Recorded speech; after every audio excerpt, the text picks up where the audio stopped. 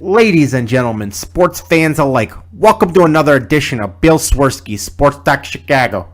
One of the couple, two, three best podcasts around. So sit back, grab yourself a cold one and a Polish sausage, park your keister in the French room, and listen to Bill Swerski Sports Chicago. In Chicago, you know that all sports rock. The Bears, Hawks, Bulls, Cubs, and Sox. Pick your favorite, you can choose. As long as the Packers lose. For everything you need to know, it's Bill Swerski Sports Talk Chicago. Bill Swerski Sports Talk Chicago.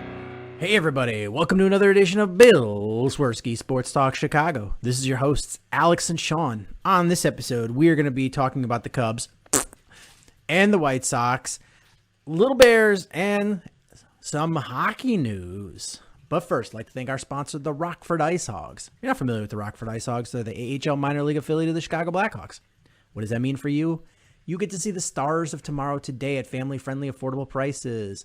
Sure, season is not going on right now, but that shouldn't stop you from heading on over to icehogs.com, getting yourself a hat, shirt, jersey, signing up for season tickets next season, and more. Tell them Swerski Sports sent you.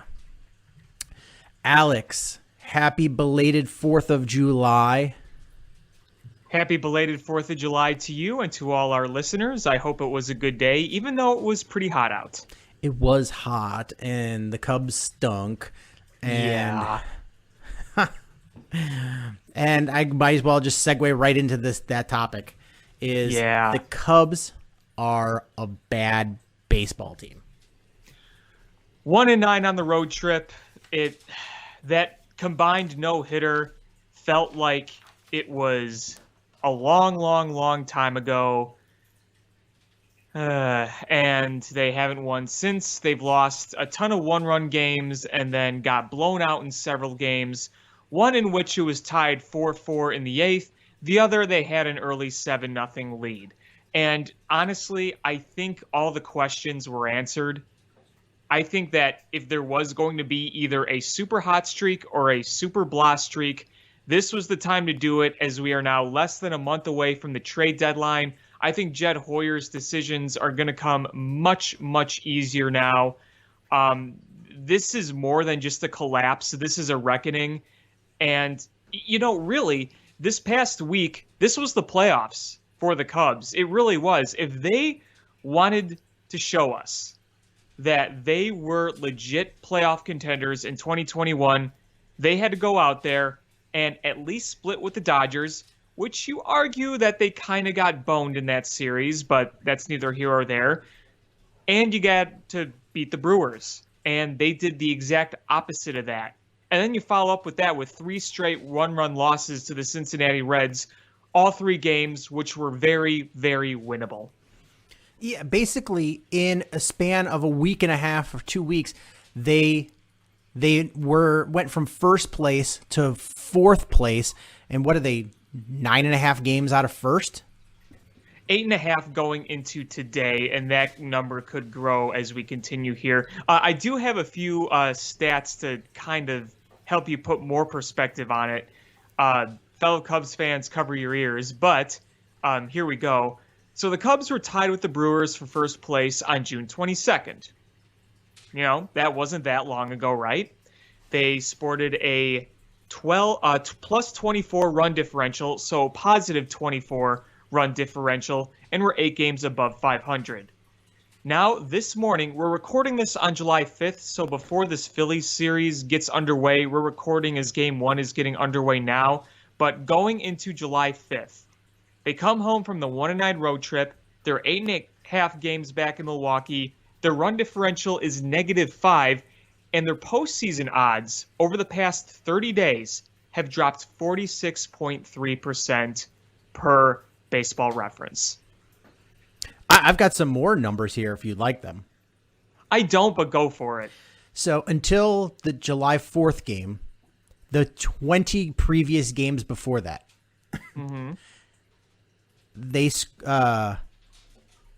they had less than 8 hits in 20 consecutive games. That's only happened twice in the live ball era. Twice. And that was the 1968 Yankees and the 1972 Mets. And the 72 Mets had exactly 20, and the Yankees had 22. So the Cubs are at epically historic futility numbers as far as making contact and getting hits in baseball.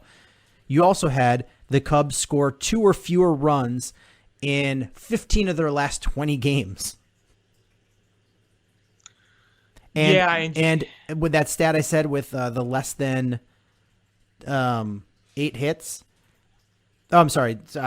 I was misreading my stats.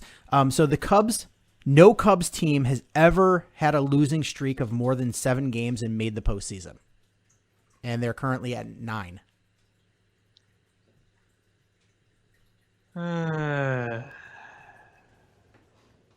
Not good. No bueno. You know what else you have to look at in terms of just getting hits is you look at the strikeout rates too. It's not like they're getting unlucky. They're just flat out missing the ball. They're striking out left and right. There's no flukiness to not getting hits. They're not hitting the ball. Yeah, and you know, you have people that are defending, you know, or saying the Cubs can't be sellers at the deadline. Well, why not? Why not? They're not a good baseball team. It's one thing to have a streak of bad luck or run into, a couple of series in a row where you're against really hot teams, and you have a losing streak. Those things happen. It's baseball. It's a long season. But, when you go through those streaks, you find positives. Oh, you know what? They were still hitting the baseball, or, the pitchers were doing great, and it was just, some bad bat luck or whatever the case may be. But you look at this Cubs team, and they don't have the pitching horses to be able to do it, to be able to come out of this rut. Jake Arrieta at this point, I mean, if you even had a halfway decent viable option, you'd have to consider DFAing him, right? Yeah, at this point. I mean, he's worthless except for the fact that he's an arm that can go out there. The Cubs just really don't have other options, but he should be DFA'd. Alzolay has had some recent struggles.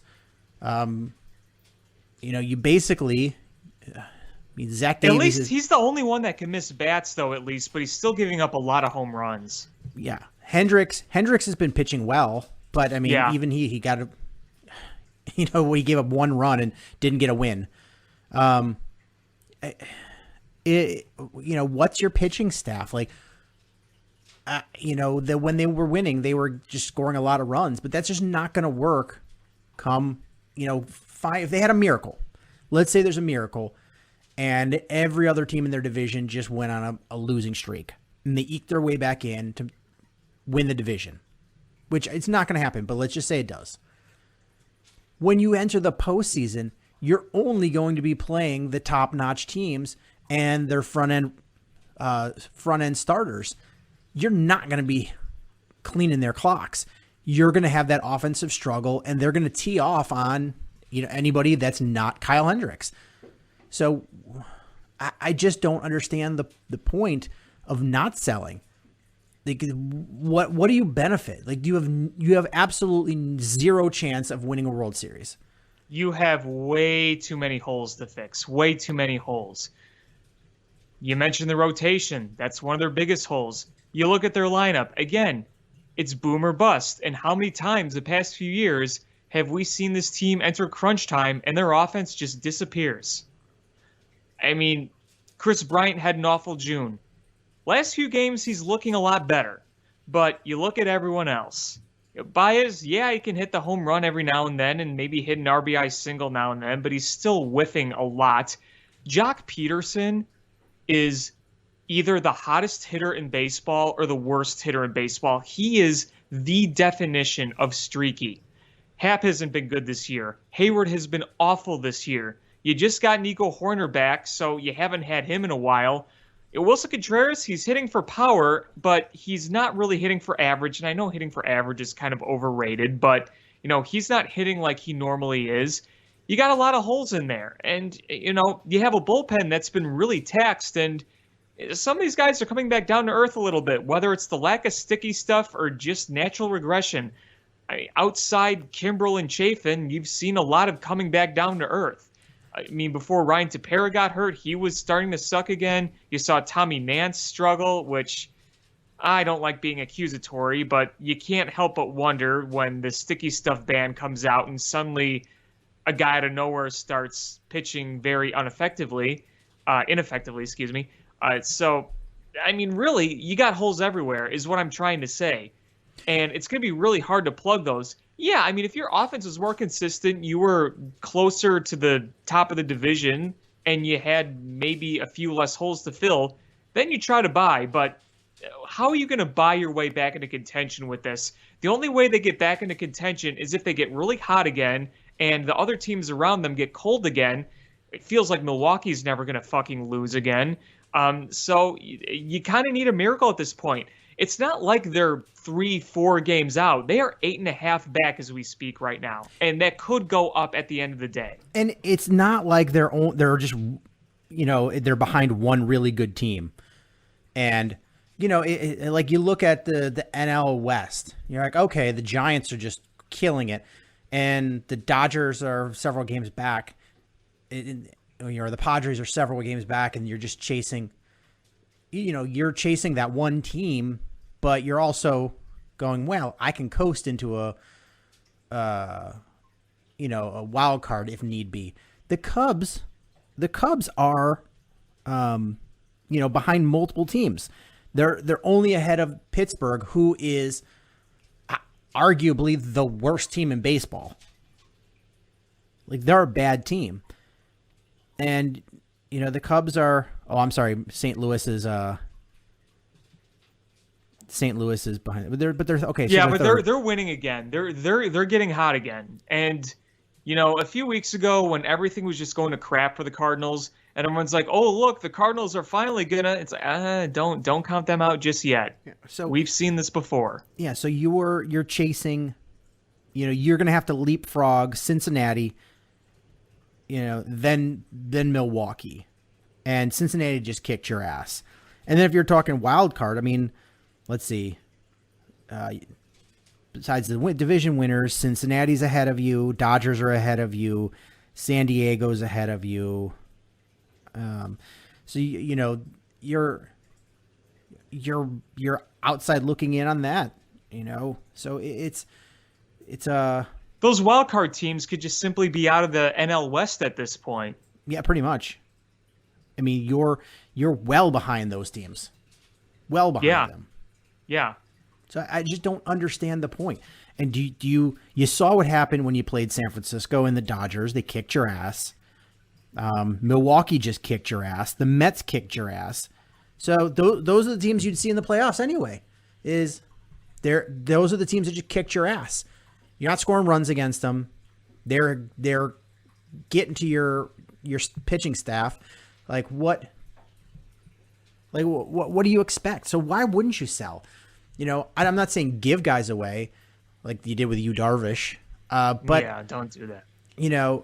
Listen, if you get a reasonable offer for guys, this is not like, I don't want to call them the core anymore, because what you have as your quote best players are not getting you a World Series. So I'm pro rebuild here. Me too. At this point, we've given this well more than enough chances, and it just hasn't worked. They missed the playoffs in 2019. You had your collapse in 2018. 2020, the season was bullcrap, and you got to the postseason, and you got one stinking run against the Miami Marlins at home. And this year, You've been up and down again, and you are just falling apart at the seams, and you are seeing a lot of just bad altogether, and it's obvious. It's obvious that it's not meant to be. What would you consider an acceptable OPS for one of your core players on a team that's a contender? 830, 850. How many Cubs players have an 830 OPS? One. And it's Chris Bryant. And it's barely over that. It's 866. Yeah. Anthony Rizzo is sub 800. Wilson Contreras is sub 800. Javi Baez is sub 800. Jock Peterson. Yeah. Those are supposed to be your big boppers too. Yeah. And that's how they score. That's the thing. That's the only way they know how to score is slugging. And they're not doing it, so they're not scoring, they're not winning. Yeah, it's I don't know. I mean, it's infuriating. Like you've got Patrick Wisdom was crushing it, and he's come back down to earth. Mm-hmm. Ian Happ has an OPS of 631. It is really damn disappointing, and it kind of makes me go back thinking they probably should have traded him while his value was high last year. But I mean, let me put it into perspective. Hindsight 2020. Ian Happ's OPS is barely above Eric Sogard's.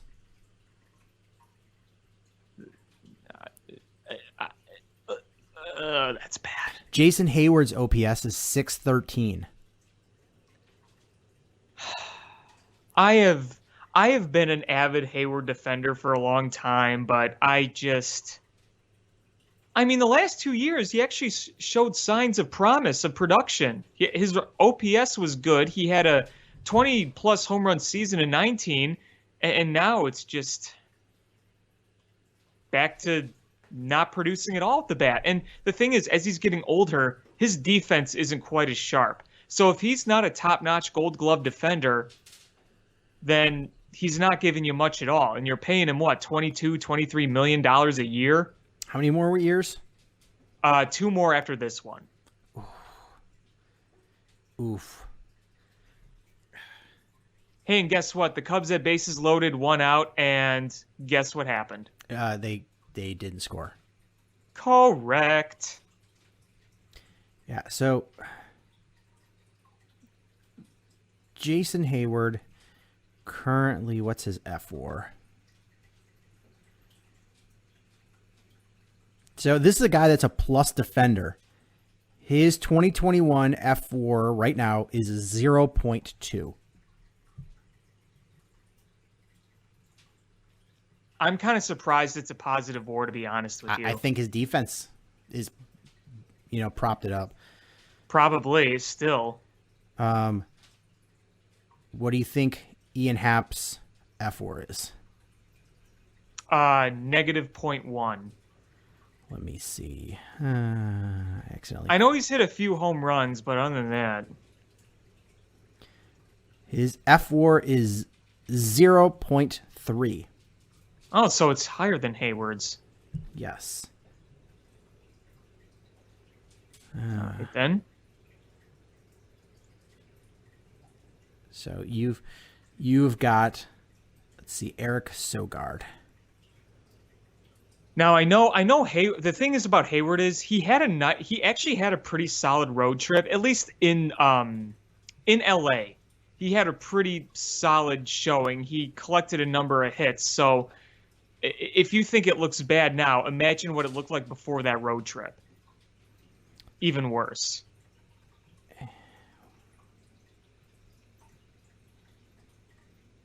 Where's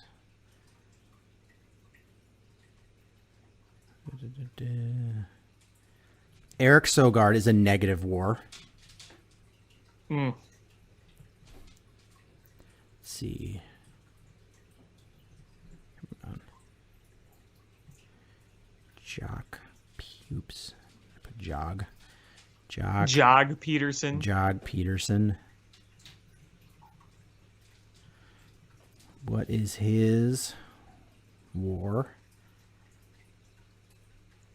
I'm going to guess it's like 0.9 or something. 0.3.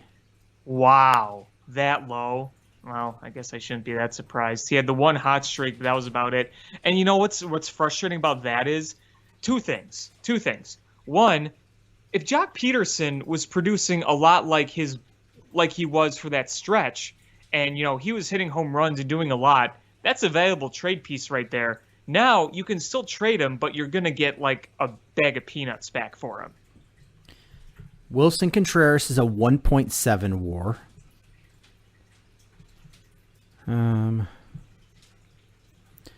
It's Javi Baez.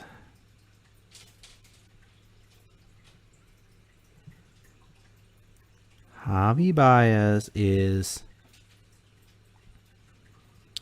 a 1.5 WAR.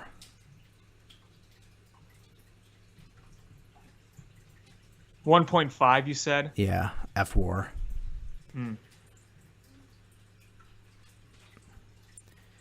I mean, that's your team is all is mostly sub 1 WAR players. Man. I think there's a big conversation to be had about your main centerpiece on this team too.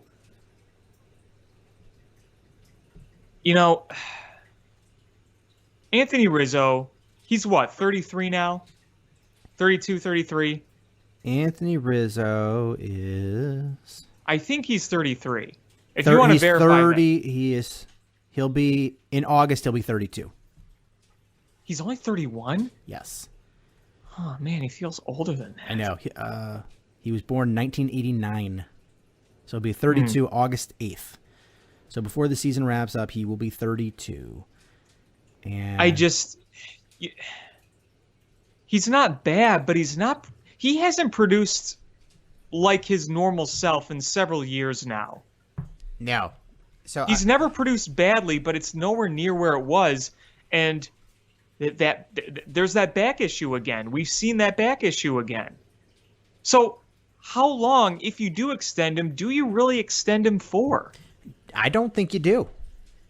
Honestly, right now he's a 0.8 WAR.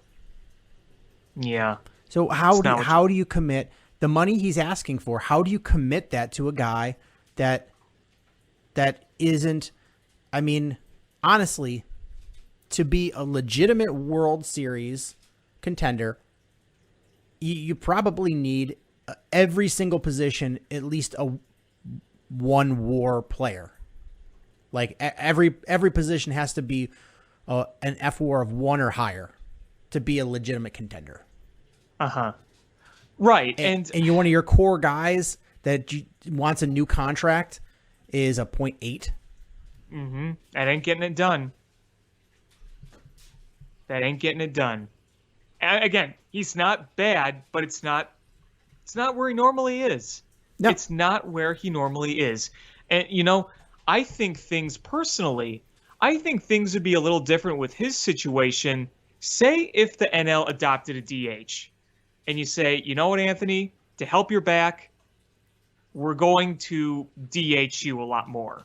And I think that would give you a bigger incentive to give him that money, because I feel like that drop in production, I feel like his back is somewhat related to it. I mean, I'm not a doctor or medical expert or anything, but I would feel that if you're having back issues and you're trying to swing a bat at 95 plus mile an hour pitches, if that's bothering you, that's going to make it a lot hard. And, we've seen Anthony Rizzo's power continue to drop the past few years. I feel like the two have got to be kind of related, right? I would assume so. So if you had a DH, you can give him a lot of rest, but still have the bat in the lineup. But that's not the case right now. So you hate to lose him for nothing. You hate to see him go somewhere else and thrive, i.e. Kyle Schwarber. and almost I shouldn't say everybody, but a number of people who have left here and have just thrived since leaving here. But, if Anthony Rizzo wants that big extension, then show it. I mean, here's the thing about Bam Bam is, he's injured again. That's a big knock. That's a big part of who he was with the Cubs.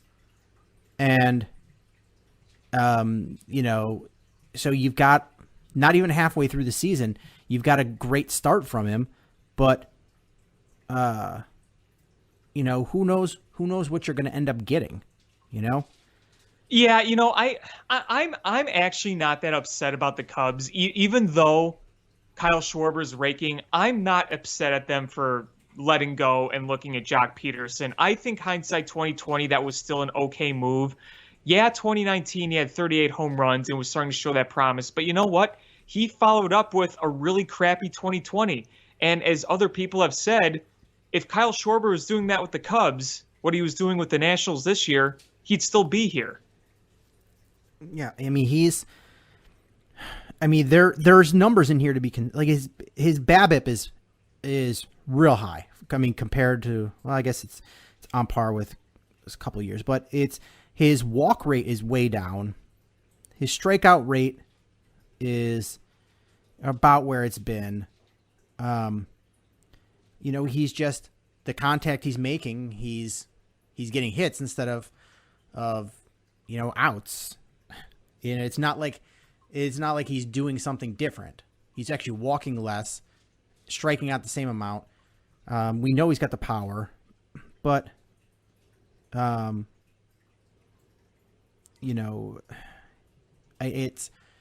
we'll see where he finishes the rest of the year. Yeah, I don't know. I mean, he's going to cool off, and I'm happy for him. I genuinely am happy for him. That June he had was Sammy Sosa-esque. It was just frustrating. Like, where was that more consistently with the Cubs? Yeah, we saw it in small doses. He hit 33 home runs in 2017. 2016, the power dropped to like 26, but it dropped for everybody on that team. 2019, you saw the big promise. You saw 38 home runs, and then his production really dropped in 2020. So you wish you saw it when he was a Cub, but you also can't help but wonder if it's just that new team, new environment, new motivation. I don't know. But all I can say is, for the many gripes I have with the Cubs management, I'm not necessarily upset that they made the decision to move on from him. If you want to argue that they should have gotten something for him if they want to move on for him, at least tried, okay.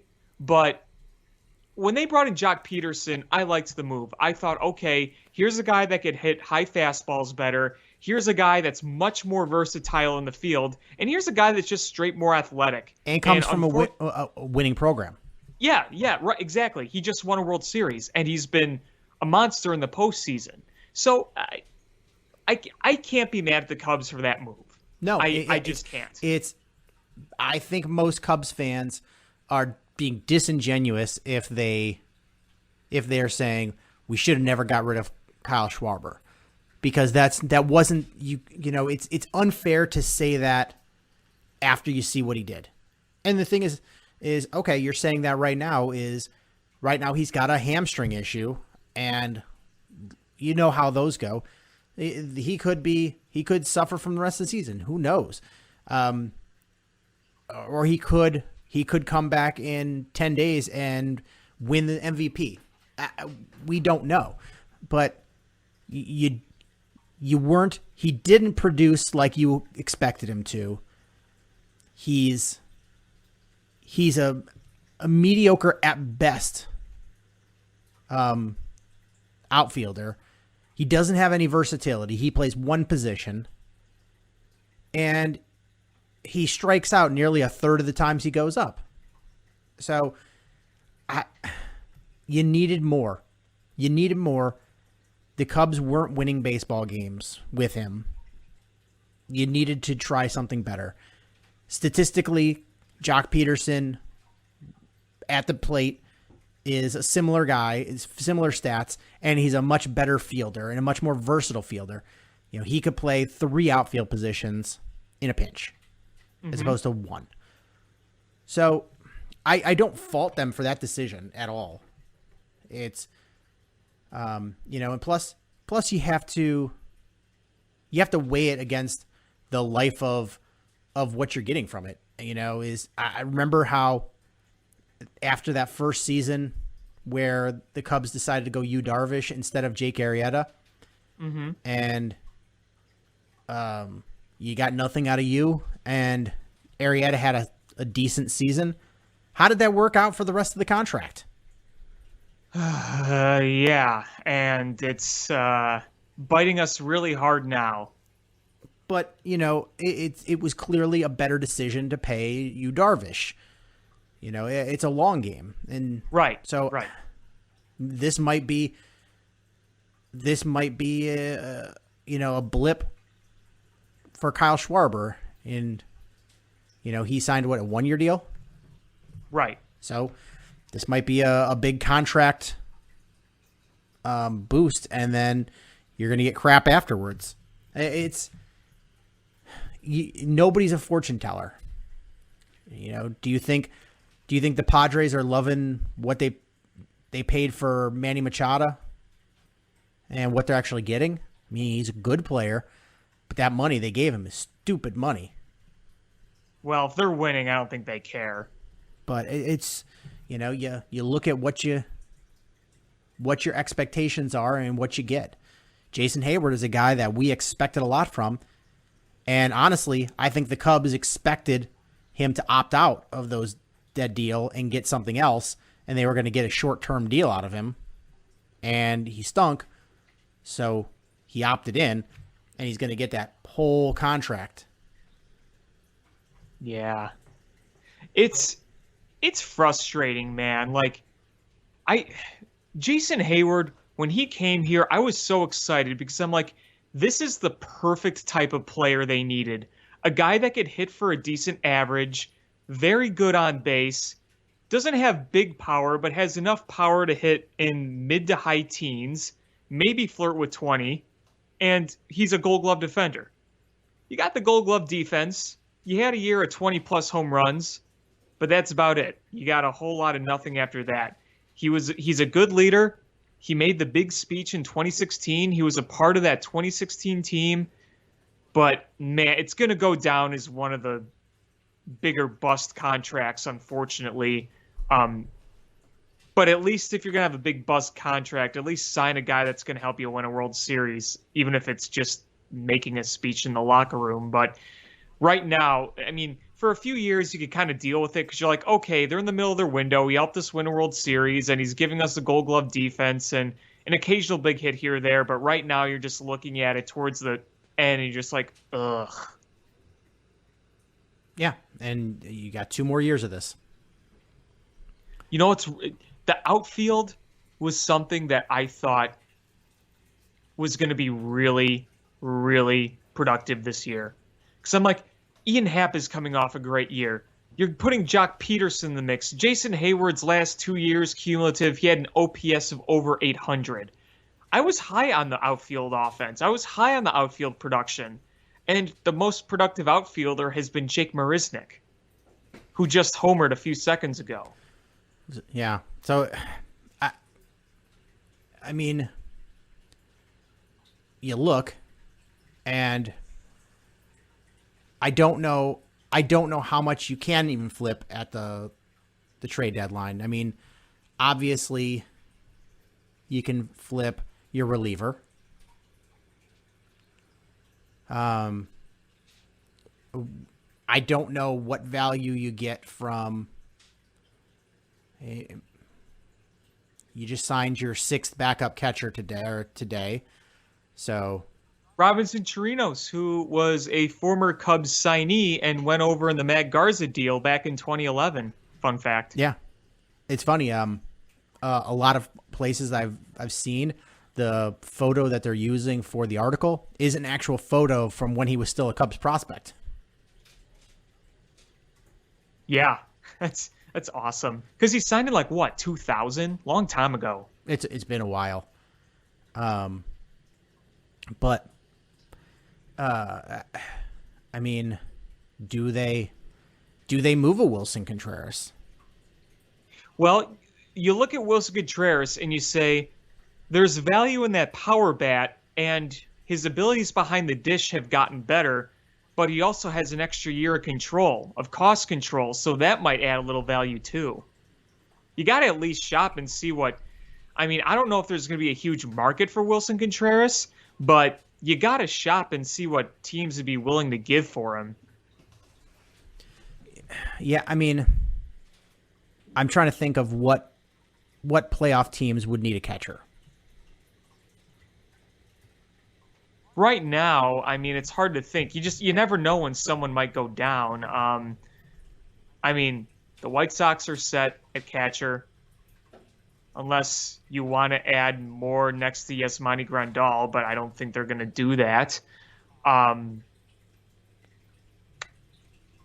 think the Dodgers are pretty set. You know, if the Padres maybe want to add even more thunder in their lineup.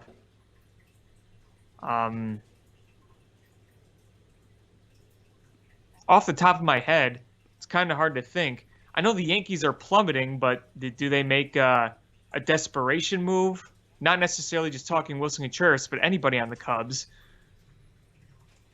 Yeah, I don't know who would need him. So I think he's probably an off-season trade if you're going to move him. Do you move a Chris Bryant? Well, I think his value's there, and here's the thing too. He's versatile. I mean, he's played everywhere, virtually everywhere. So you can go to teams and say, hey, you know, this guy could play center field. He could play left field. He could play right field. He could play first place. He could play third base. So the versatility, I think, would help, right? I would think so. I mean, do the White Sox entertain potential trade for Chris Bryant? I wouldn't be shocked. I mean, they need another power bat. Yes. You could put him at third and move Moncada to second. That fixes that second base hole.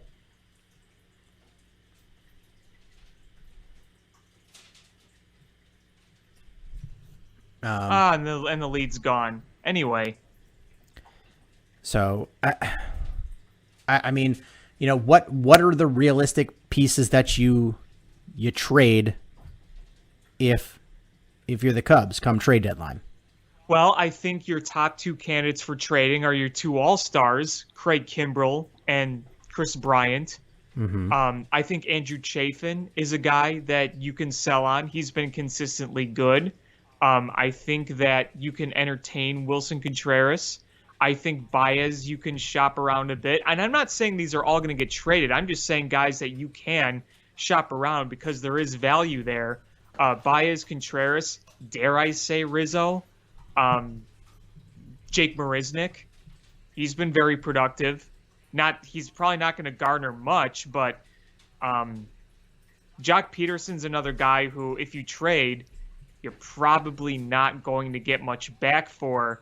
It would feel a bit easier if, say, Brennan Davis was ready for the big show, and you say, you know what, we're going to trade some of these veteran outfielders so we can let Brennan Davis play out there. But he's probably not going to be ready until 2022. At least that's what it looks like right now. Maybe I'm wrong, but I feel like that's where we're at with him right now. So you're probably trading depth outfield. I mean, I don't think Ian Happ has any value right now, unfortunately. If he was playing like last year, he'd be a prime trade candidate. Jason Hayward, no one wants to touch that contract unless you find some team to be like, you know what, we'll pay a little less than half his salary or whatever. We'll just pay a little bit of it, but that would almost feel pointless at that point if you're going to trade somebody and still eat most of their salary. There's no playing value, unfortunately, there. If Jason Hayward is playing like he was in 2019, 2020, yeah, it would still be a lot of salary to eat, but he would at least have some value. Right now, there is no value. And I don't think they're going to trade Kyle Hendricks. So outside Kyle Hendricks, you're not going to trade Alzolay. You're trying to groom him into something to keep around for a while. And other than that, Arrieta has zero value. Zach Davies, if you trade him, you'll probably get a bag of peanuts back. I don't think he has that much value. He hasn't been awful since his rough start, but it's not like he's a big, valuable asset right now. Trevor Williams hasn't been very good, and he's been hurt. He had the surgery or whatever. So you're not going to find much gold to sell in terms of starting rotation. So that really much sums it up, in my opinion. I mean, I don't think you trade any of your starting pitching just because you don't have anybody. You don't have anybody to replace them. You know, you need guys to go out there and finish the season. So I don't see them. I mean, Davies, if you had a competent guy that you could throw out there to fill those innings, you know, I think you could at least get a low-level prospect for Davies and take a flyer on that because he's not coming back. He's not an important piece to what you have. No. He was just a throw-in in the Yu Darvish trade. That's all it was. Yeah, he's just a guy that could take those innings from Darvish. Yeah. Not pitch quite like Darvish. No, but actually just literally throw those innings. Throw a baseball for those innings. So, I mean, there's going to be teams that need some back-end depth, and you could do worse than Zach Davies, and he's not going to cost you an arm and a leg because, what's he, like $8 million for this season and halfway through, so you'll pick up $4 million for a starting pitcher. That's not bad. Baez, I don't know what trade value he has, so I don't think you move on from him.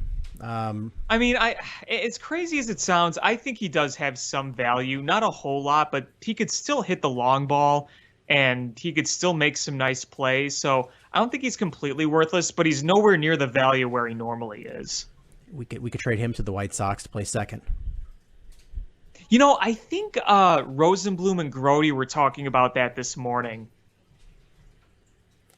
I mean, you know, that could be worse places to go. Rizzo doesn't have any trade value. You're not trading Horner. No, he's a part of your future.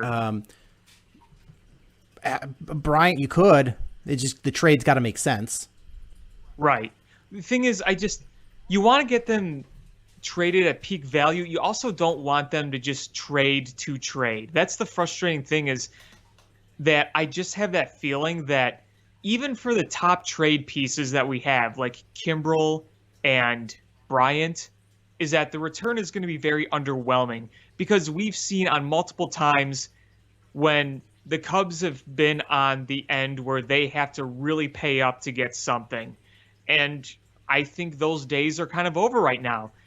You're not going to see the Gleyber Torres for Chapman like you used to. You're not going to see the Eloy for Cease or Eloy and Cease for Quintana. I feel like that there is going to be some underwhelming returns with some of these guys. And that's why I think they keep Chris Bryant. But I think it just makes all the sense in the world to dump Kimbrel. Even if you don't get the haul you were hoping for, you're gonna get your best return for him, because there isn't a team that can't use a shutdown closer. Even if you have one, you can never have enough bullpen arms. Yeah. You can never, ever, ever have enough. Because if you got especially now, if you got a guy that can shut down the ninth, and then you bring in another guy that can shut down the ninth, then you shut down the eighth and the ninth, and you make that a 7-inning game.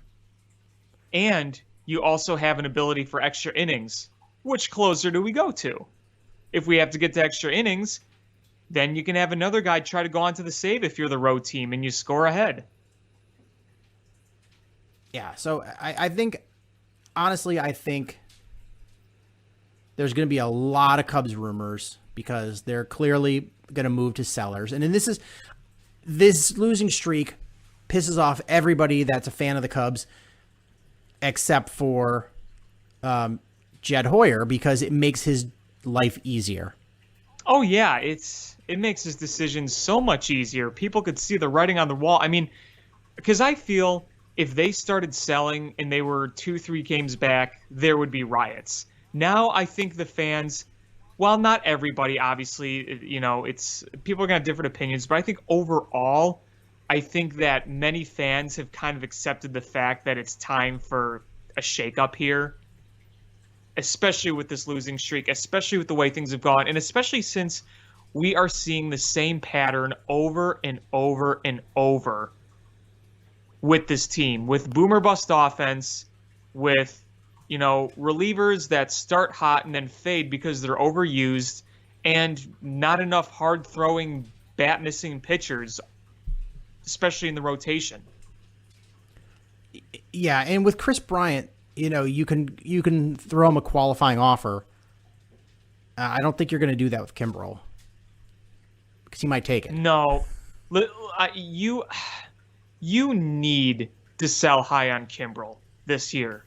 You have a gold mine with Kimbrel right now. His numbers are outstanding. And if you're not going anywhere, why would you just keep that around for no reason without getting value for that?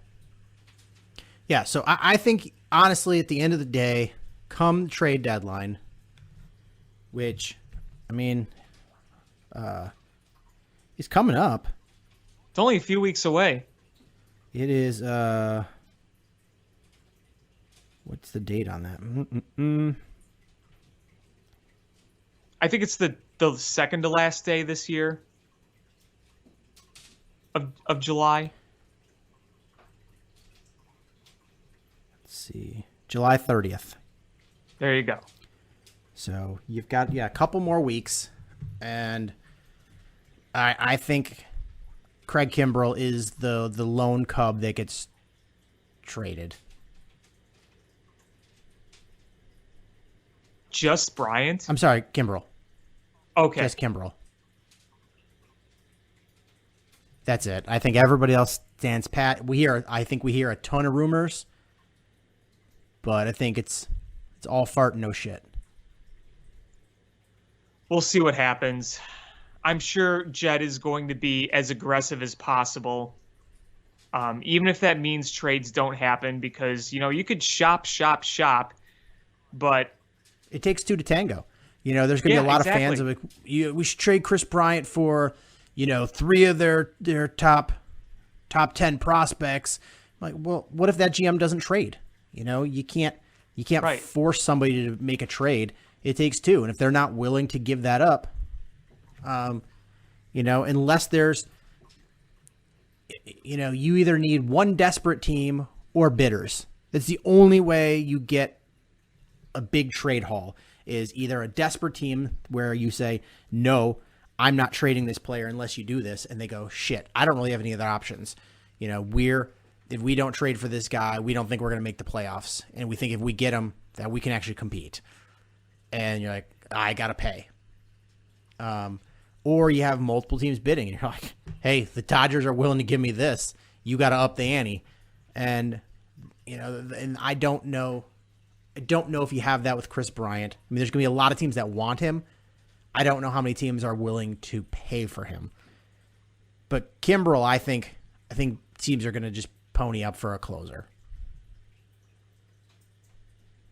Yeah, and you know, the other thing you got to remember too is there's a lot of bad teams in baseball this year. There's going to be a lot of moving pieces, I think, at this deadline, or at least a lot of teams trying to move pieces. So, you know, Craig Kimbrel is probably going to be one of the best available position or pitchers. But with some of the Cubs' position players to the contenders, do they match up to what some of the other selling teams are going to offer? You know, that's a big factor too. And well, you know, we're still not at that point where we know exactly who the buyers and sellers are going to be, because I don't think there's any chance the Yankees are a seller. But no, I don't know if they're a buyer yet. Yeah, they might just kind of keep going. It's hard imagining the Yankees selling right now. I mean, obviously, the obvious sellers are going to be like the Pirates, the Orioles. I don't think the Diamondbacks. The Orioles really don't have anybody to sell. Like the Orioles. No, not really. The Pirates got Frazier that they can move, and I think that's the ace in their hole. And I know the White Sox have had interest in him, but I don't know if they're willing to pay for him. Kansas City's a team on the rise. I don't know if they sell anybody. Detroit has actually played really well in the last month. They're playing well. Cleveland's still in the hunt, and the Twins are way out of it. But I don't know if I think they feel like they could come back with this similar team and win, baseball games. So I don't know what they sell. Houston's in it. Oakland's in it. Seattle somehow is in it, and they're a team on the rise. I don't see them selling. Angels probably. I don't know. They're usually not sellers. They just probably stand pat. Texas will be a seller. I don't know if anybody in the NL East is going to be a seller. Maybe the Marlins, but I don't know if they will. I mean, they're trying to kind of groom their own guys. They do have a couple of veterans like Jesus Aguilar, and I think they have Corey Dickerson. So maybe someone like that, but they're going to focus on continuing to groom their prospects. And, you look at the Rays, they're probably going to try to buy a thing or two, but they kind of do what they do. They just build with from within, sell after a few years, and then keep grooming farm hands. Yeah, the Pirates will be sellers. Arizona and Colorado. Colorado's going to be the interesting one. I mean, they're going to be sellers probably. Did they move Trevor Story? He said not coming back. Well, Trevor Story's been linked to the White Sox. I don't know if you heard about that. I did. Was it who was it that said that? I can't remember. I just saw it on MLB Trade Rumors, so they were just regurgitating what somebody else was saying. I heard that. I'm sure there's interest. I just don't know the level of interest and if the White Sox are willing to pony up what it would take to get a Trevor Story. Yeah, I don't think it's going to be one of those easy trades. I think the Rockies are going to want to try to get something. And the White Sox aren't going to want to give up anything. And plus, you already have, your team leader is the same position. So who moves a position? Right. I mean, Story is probably the better shortstop. But he's a temporary position like on your team. He's a rental. He's a rental. Right. So do you move your team captain for a rental? Or do you make him play a position that he probably hasn't played in 6 years? I feel like it's one of those things where the White Sox would have to sit down with Tim Anderson and say, hey, we're going to try to make this work. Can we make sure we're on board with this before we go forward with it? Right. And, but that's if you can pry him away. Now, the other question, too, is if we're looking at the trade deadline and, we're looking at buyers and sellers, the other question is, are we going to see teams be a bit more conservative with what they sell depending on cost control? Because I feel like rentals are rentals. Those are always going to be sold. But with some teams kind of in a weird transition phase, we're like, well, we had the pandemic and the financials haven't been there, but we want to go for it next year. So we want to hang on to most of these guys. I just wonder if that's going to affect the way some guys are traded or not. It's a weird deadline. It's coming off a pandemic shortened season and a season where you are seeing a lot of teams just kind of trying to, quote unquote, recover financially, but they don't necessarily want to go into long-term rebuilds. I mean, honestly, I think you're going to see a lot of teams standing pat, and yeah. I don't think there's going to be that many sellers, which is good for the Cubs if they want to move Craig Kimbrell, because there's not many sellers. Like I said, Colorado is an interesting one. And, I mean, Arizona is going to be a seller. It's a bad team. But, there's not going to be that many sellers. I mean, by the time we get to the trade deadline, we're like 3+ weeks away. So things could change dramatically in that point. But right now, it's not looking like there's going to be a ton of sellers.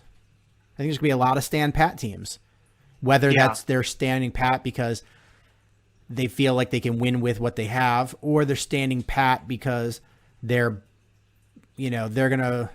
don't think they can win this year, but they think they can win next year with the same crop, or standing pat because, they don't feel like they can contend this year, but they'll deal with it in the off season.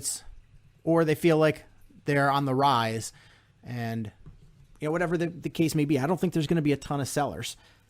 And this is kind of a wide open race. There's nobody running away with this. No, it'll be interesting. I think, I alluded earlier that there's a lot of bad teams, but just because you're a bad team, to your point, doesn't always mean they're going to sell. You have to have something to sell, which I can't disagree with you there. Yeah, you have to have something to sell and be willing to sell. So I think too is you'll see some little sells here or there if that makes sense, but like you're trading like a fourth outfielder for like a player to be named later, or and I don't really consider even those are trades. Those are I mean, we're talking more blockbuster. Not even blockbuster, but like a significant, trading a starting pitcher, even if it's a low level one, I think is a significant trade. Trading a role player, for a player to be named later, I always look at those like those are just balancing the books. They're not impacting how you build your team. So trading a closer, trading a starter, trading a starting position player, I think, if you're trading like a utility person, meh. But so I don't really care about the minor trades. I'm looking at teams that are looking to bolster their starting rotation or add a starter. I mean, the White Sox are legitimately looking to add a starter. Yeah, they could be looking to add a number of things. Yeah. I mean, might as well just switch over to them. They're a team that is going to use these 3.5 weeks not only to continue talks with other teams, but to see. They brought up Gavin Sheets. They brought up Berger. I think they want to see what they have in those guys. I think in their dream world, those guys would play well enough that they can not make a trade and just hold strong enough until you get Luis Robert and Eloy Jimenez back. I still think you need to bring some veterans in. I think you need to bring some established outfielders in there, another established starter, and this just happened about 3 minutes ago, but Yasmani Grandal just got carried off the field. Oh, that's bad. It looks like a hamstring. He just kind of checked his swing, and all of a sudden he started hobbling around, and then he fell. Clearly in discomfort, so maybe they will be looking for my goodness. I mean, the White Sox have been so injury plagued. It's frustrating. But I mean, here's how you have to classify and think about the White Sox. There's the White Sox things that they should have done in the offseason. There are things that they should have done several weeks ago. There are things that they should do before the trade deadline. And then there's the things that they're actually going to do. And unfortunately, those things are all in separate buckets on the other sides of the room from each other. They should have, in the offseason, bulletproofed this lineup. It would have just cost money, not prospects. You could have kept everybody. You could have easily afforded to bolster your lineup and made it bulletproof for the exact scenario that they're currently in. They should have made a trade, an early trade to fill the roster, because they're relying on guys that shouldn't even be getting playing time. And before the trade deadline, They need to bring in a legitimate second baseman. They need to bring in, some actual players, because they don't have enough guys, and they're clearly struggling a bit without all their healthy players. And then there's what they're going to do is, I want to ask you your opinion. Who is the best player in the White Sox organization, whether on the active big league roster or in their minor league system? Who is the best player you would actually trade for a rental? Who would I trade for a rental?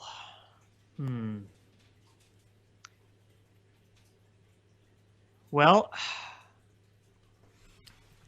I'd be tempted. I mean, unfortunately, he's hurt right now.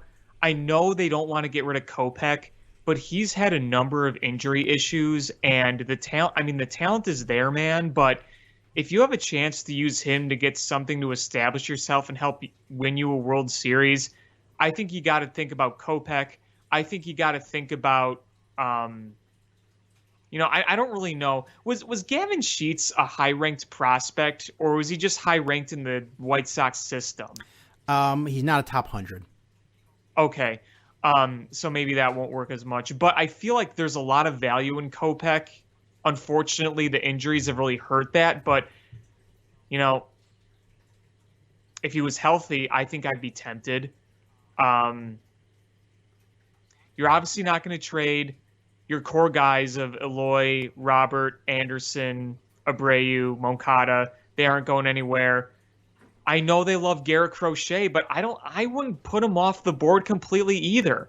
I mean, we've seen Crochet have ups and downs, and we've seen some velocity drops. If the value is still perceived high by a number of teams, but you're seeing some concerns in velocity drops, wouldn't that be kind of tempting too? I think he's a possibility.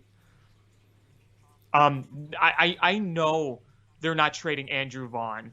Like, I know for a fact they're not trading Andrew Vaughn. I think they're as high on him as any team could possibly be on anybody. And I'm not saying that's a bad thing, but I just know that if you're going to trade somebody, you're going to have to trade a higher end prospect if you want somebody of significance. And I feel like that if there was a way for Theo Epstein to go up to Rick Hahn and say, if I have to teach you one lesson, don't fall in love with your guys, that could be a valuable lesson, because it feels like you could go through every single prospect or young guy that the White Sox have and say, could we trade this guy? Could we trade this guy? Could this guy? The same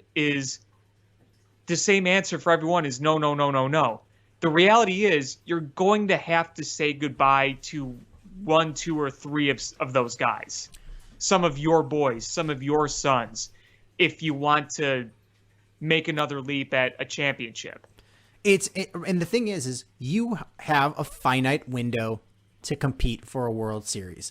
And right now you are dead in your window. And so you don't want injuries to derail. You got to weigh it. The Cubs opted to trade a Gleyber Torres for an Aroldis Chapman. And did it hurt their long-term window? Probably. But did it get him that World Series that makes that window legitimate? Yes. They traded Eloy Jimenez for Jose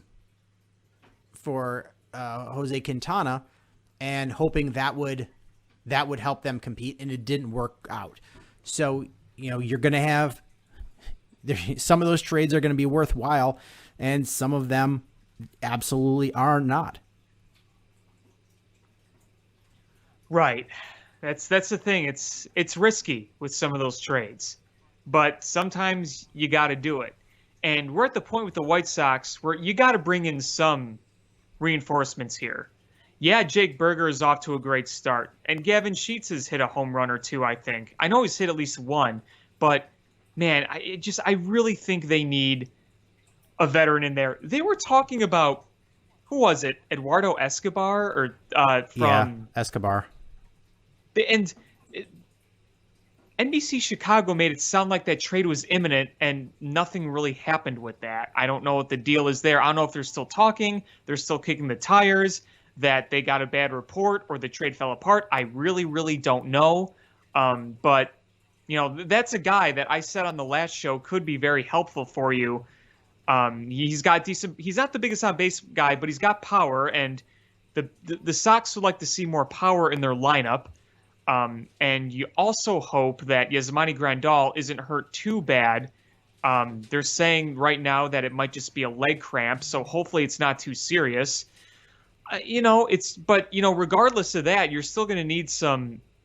You're still going to need some more depth. You're still going to need to plug in some holes, and I wonder how serious they are on the Trevor Story thing. I wonder if the Eduardo Escobar thing is going to go through. I'm sure you're going to hear more and more names linked to the White Sox and notable players in the coming weeks. Yeah, I mean, there's talks with Adam Frazier that's rumored. Yeah, that was another one. I forgot about and that. I think that one fits well. Obviously, Javi Baez would be a huge one. He would definitely improve their infield defense. He could play, when Moncada gets hurt again, he could play third. He could be your regular second baseman. Anderson goes down again, he could play short. He's got a pop that he could add to that lineup because you need pop. But you got to pay for him. Yep. And I'm just looking, because I don't watch a lot of West Coast baseball because of the time difference.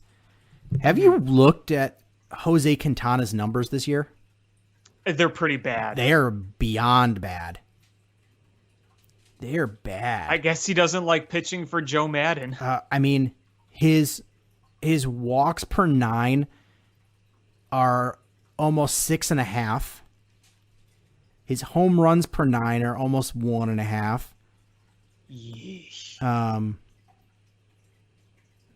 His ground ball, his home run rate is up over 18% per home run per home run / FB 18.2.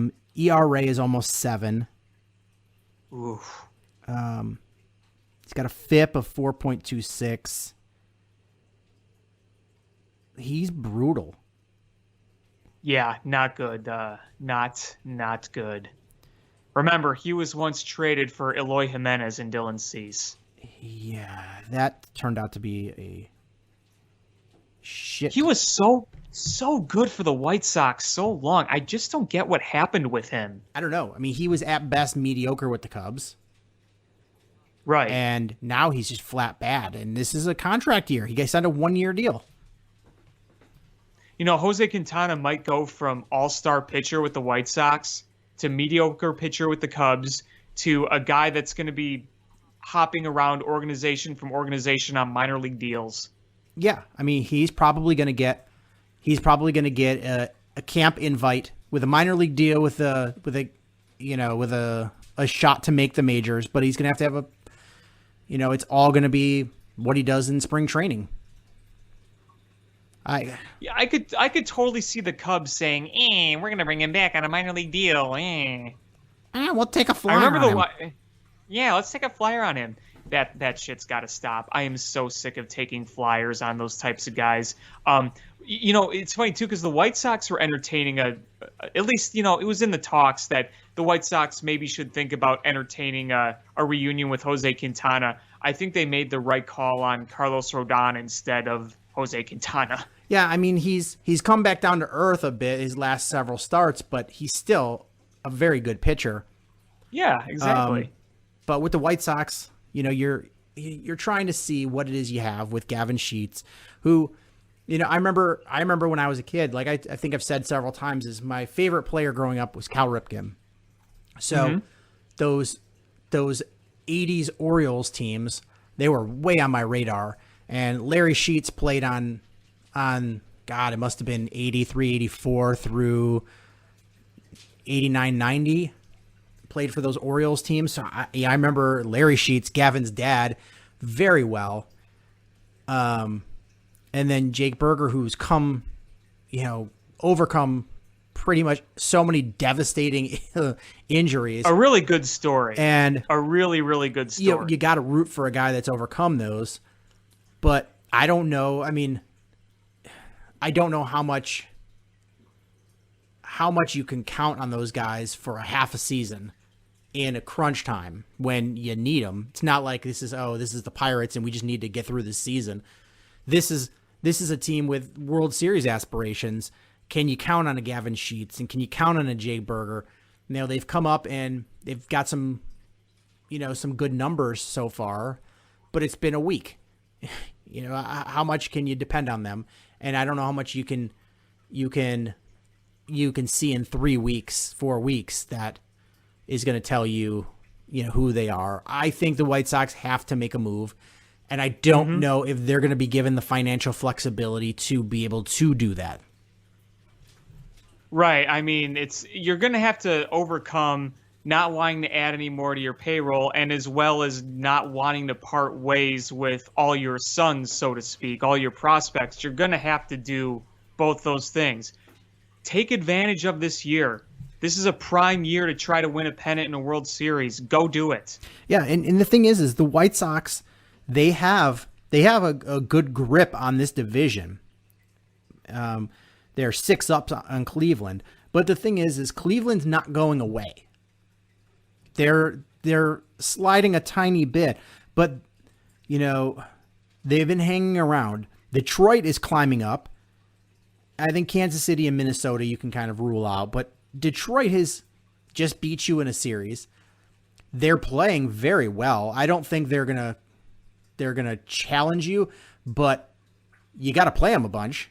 So you got to beat them, and they're making it games where they clearly can beat you because they just did, rather than teams that are going to roll over and die and give you a easy sweep.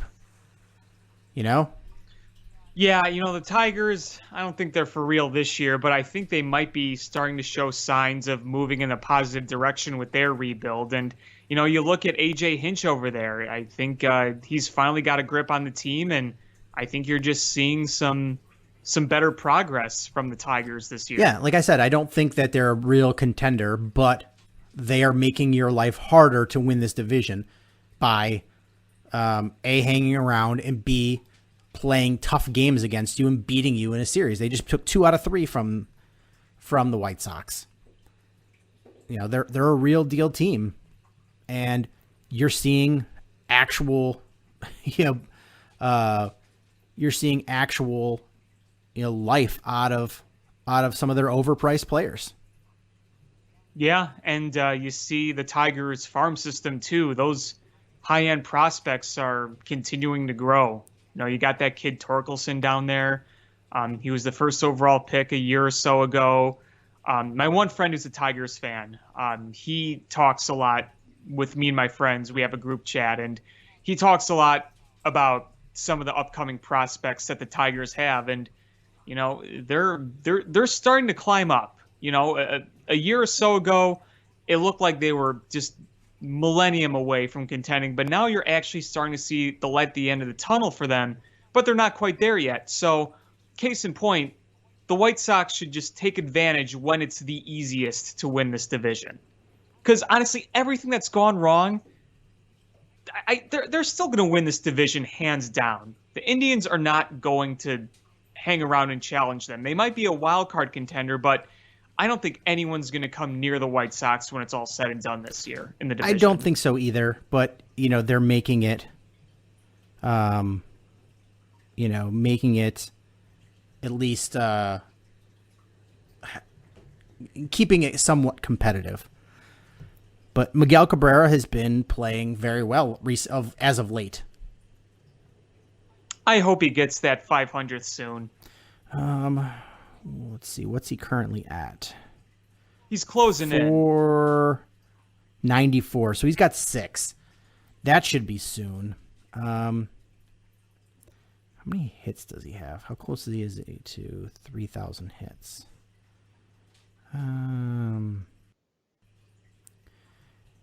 So he's got a very good chance of this season hitting his 3,000th hit, 500th home run, and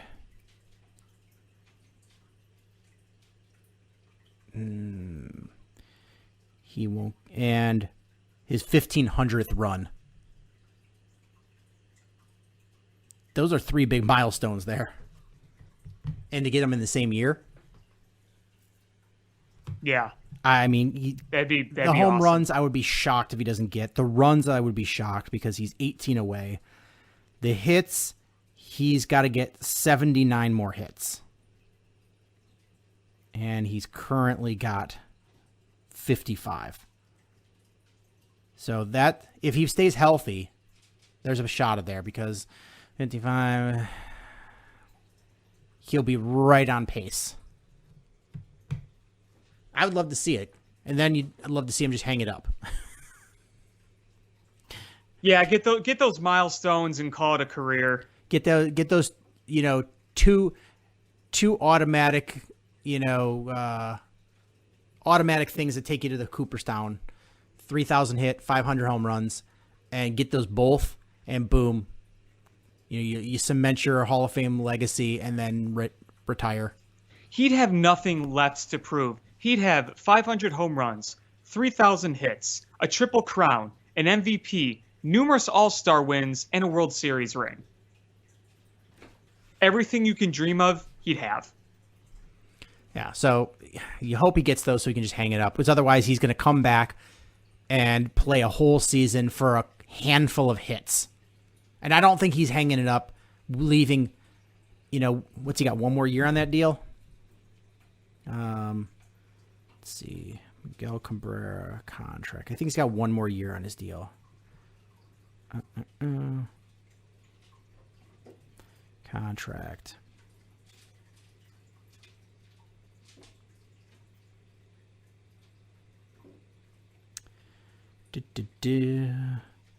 According to Spot Track, he has...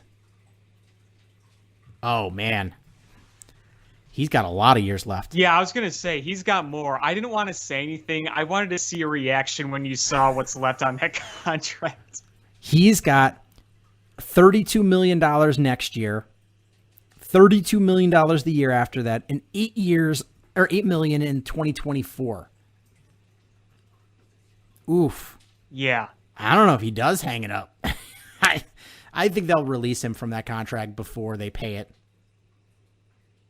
Yeah. Or he'll just retire. I mean, if he gets that 3,000 hit and 500 home runs, I think there's a chance.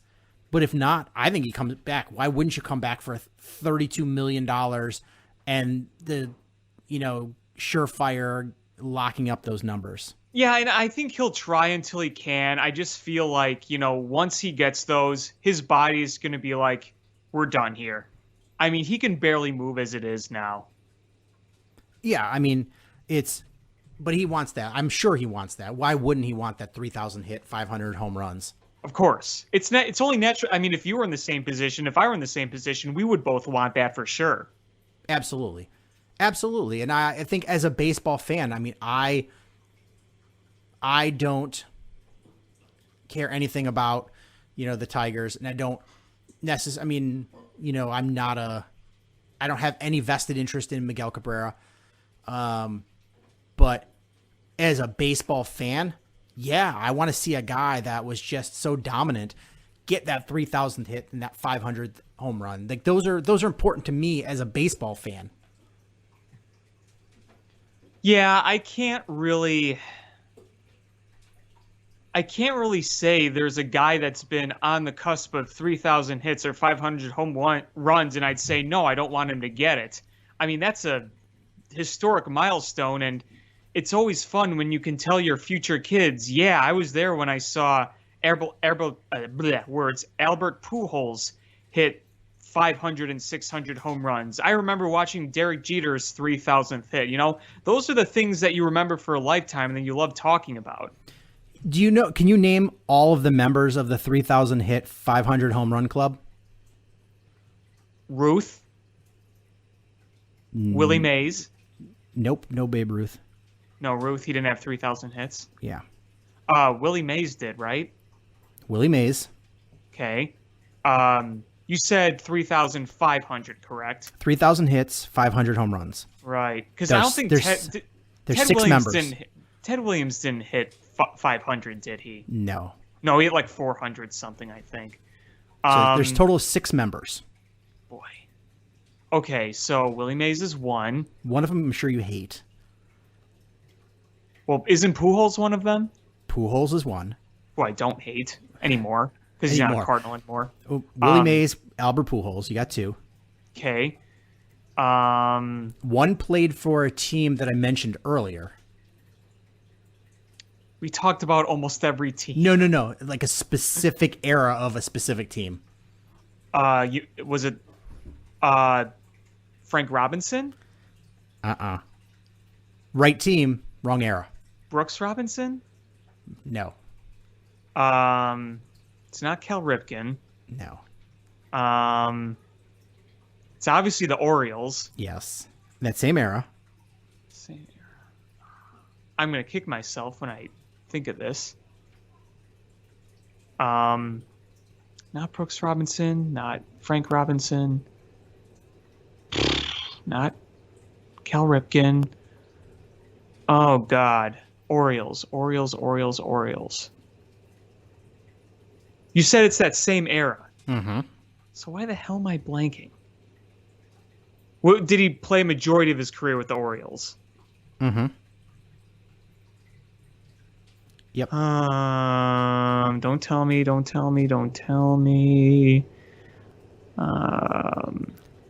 He played his first 1, 2, 3, 4, 5, 6, 7, 8. The first 12 seasons of his career with this team. Okay, so that's quite a while. Let's see. And Cal Ripken was not too far off from being in this club. He wasn't too far off. I say Cal Ripken was not that far off. He had 3,000 hits and gotcha. 450 home runs. Gotcha. But gotcha. yeah, so you've got 2 of the 6 members.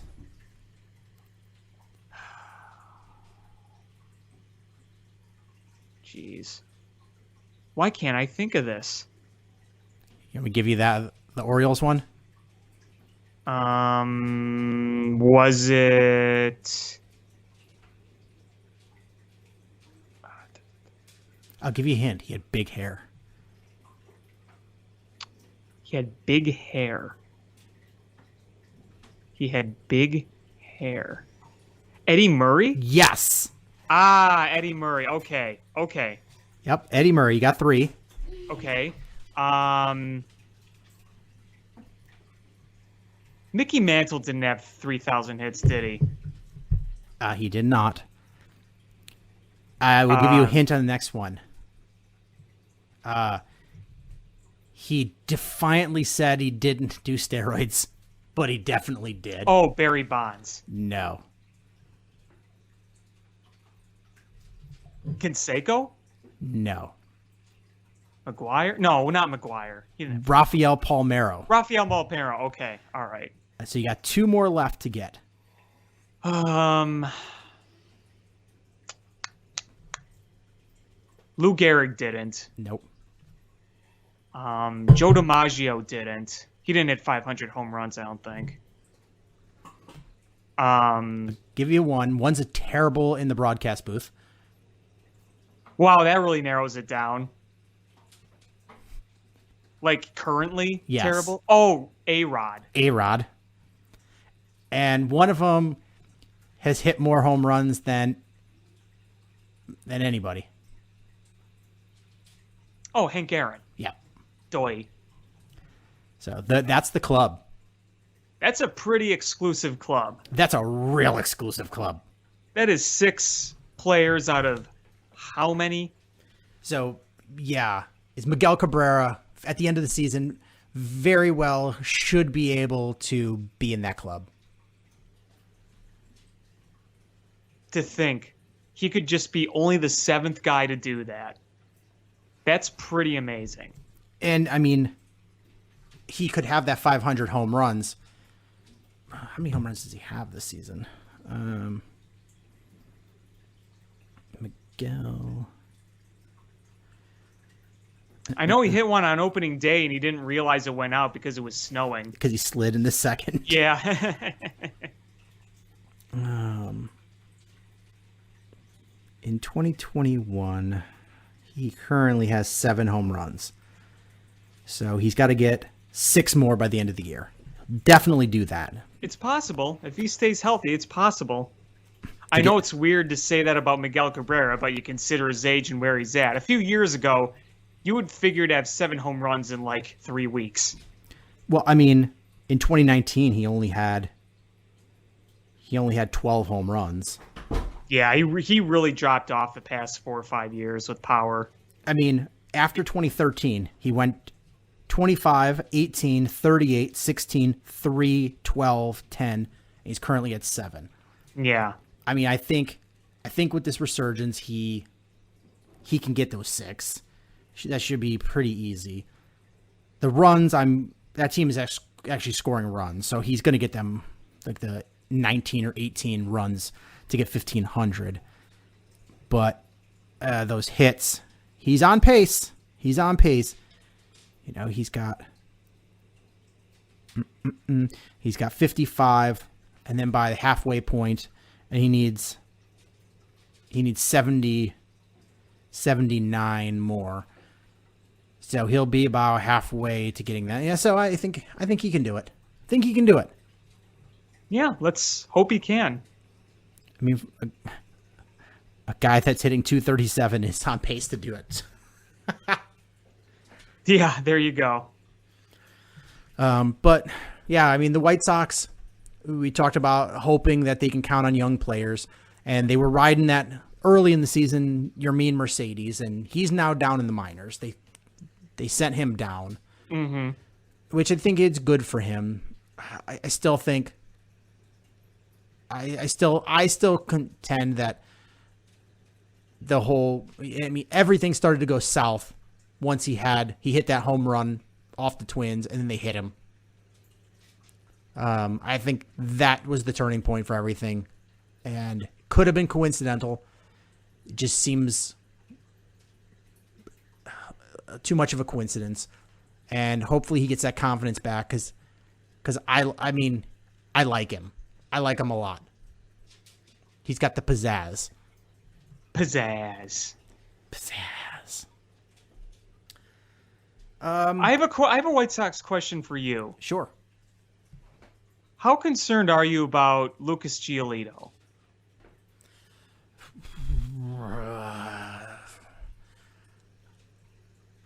Okay, I'm going to put this out there. My concern is I've been pretty concerned since they let his personal catcher go to the Mets. Mm-hmm. And my concern level was I was being told I was being an alarmist and a Chicken Little about it. My concern level has not really gone up or down since that point. It's remained consistently fairly high. I don't think he's a bad pitcher by any means, but he's clearly not the same guy. And I think a big off-season priority or even an in-season priority should be finding him a personal catcher that he works well with. And, you know, on those days where if you still want to keep Yasmani Grandal's bat in the lineup, you move him to DH or you move him to first base or something. But I think he needs a personal catcher. He's clearly got the stuff. It's, you know, you've seen a large enough sample size, but I think he needs a personal catcher. Somebody that works well with him.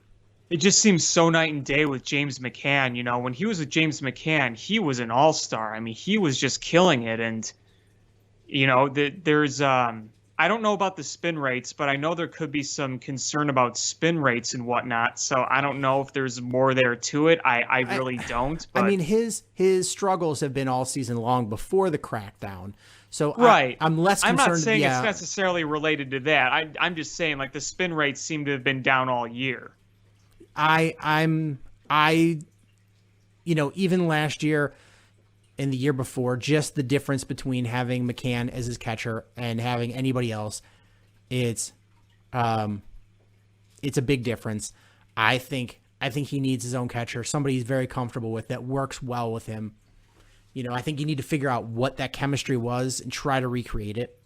Mm-hmm. And maybe that's a small trade you can make as the White Sox that'll boost you in the the second half of the season, is finding him a personal catcher. There's options out there in a backup catcher role. You don't even need somebody that can hit. It's never a bad thing to have more than two catchers necessarily. You have Zach Collins, you have Yasmani Grandal. Isn't there another? Didn't Mercedes technically play catcher before he sent down, or he technically was a catcher on the depth chart? Yes, he was a catcher. So maybe you go out and you get a veteran. A third veteran to add.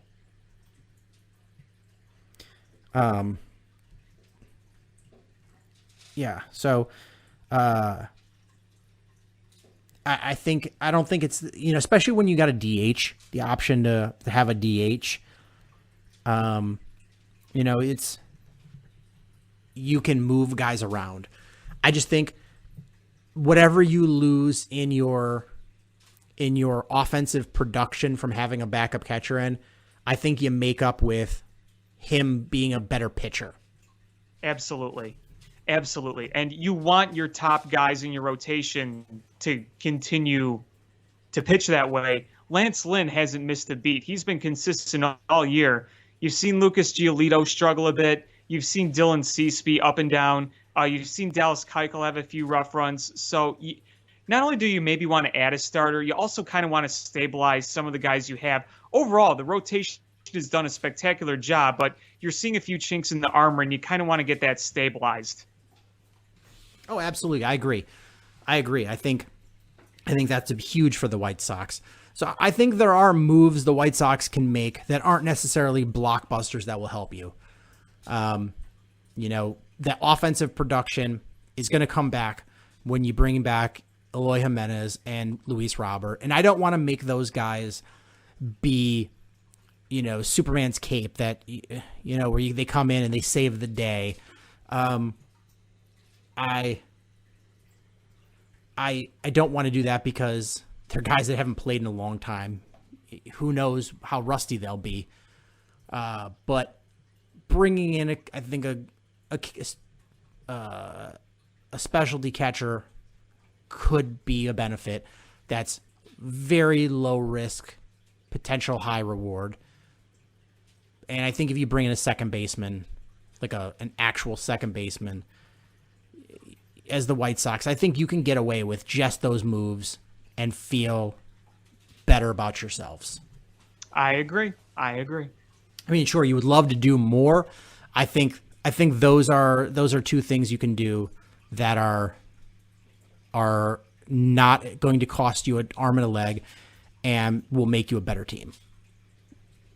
Yeah, you can get depth like that very cheap. Very, very cheap. You want to get a veteran catcher, you're not going to spend an arm and a leg. Yeah. I wanted to go through, we're a couple weeks away from Bears reporting to training camp. And I wanted to go through and have an early pre-camp go through and who we think is on the bubble, who we think will make the roster, the 53-man roster prior to that. But I think we should probably save that for next time.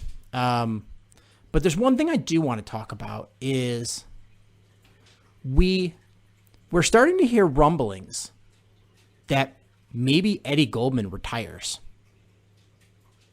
Yeah, that'd be a big loss. I think that would be a big loss, and I wonder what is precipitating that is. I know he opted out last year because of COVID. But I don't know what that is. He's still young. He's got a lot of money left on the table that he can earn. But he didn't show up to the mandatory minicamps. He was an unexcused absence, which they talked to him. They let him know it's unexcused. I don't know what the rationale would have been for him to miss that. Yeah, I don't know either. It's makes you think. I mean, it really does. I mean, clearly there is something. Yeah. And oh, yeah. It's not nothing. it's not I didn't know. Like, everybody knows. Everybody knows that you show up to the mandatory minicamps. They're made very aware of that. He made a conscious choice, and there's no injury issue that we know of. And I mean, he hasn't played a game in a long time because he opted out last season, so he's got to be healthy. I don't know what else it would be, unless, I mean, if he's still nervous about COVID, get the vaccine. I don't know what else it would be unless he is truly contemplating retiring. And if that's the case, then there's nothing the Bears can do about it. But, until that happens, kind of hard to know what's happening here. But it does give him some financial flexibility if they do, if he does retire. Yeah, but what are you going to do with that financial flexibility at this point? I don't know. Use it to move on from Nick Foles. I mean, sure, I guess. I guess. I mean, honestly, he puts you in a pickle. Do you carry 3 quarterbacks? I mean, it's one thing to carry 3 quarterbacks. It's another to carry 3 quarterbacks and have your third string QB make a shit ton of money. I mean, that is what it is. You can't change that. But the Bears on their 53-man roster at the start of last season only had 2 quarterbacks. Nick Foles and Mitch Trubisky. Hey, now they had 3 when they had Trubisky, Glennon, and Mark Sanchez. So, you're going to carry 3 quarterbacks. I think he puts you in a predicament. I think you move on from him. You could get a young quarterback that you could put on the practice squad. Save you a 53-man roster spot. And, why can't the Jets just trade for him? Why can't the Jets just trade for him? I ask that every day. But yeah, I think Eddie Goldman poses an issue, honestly. And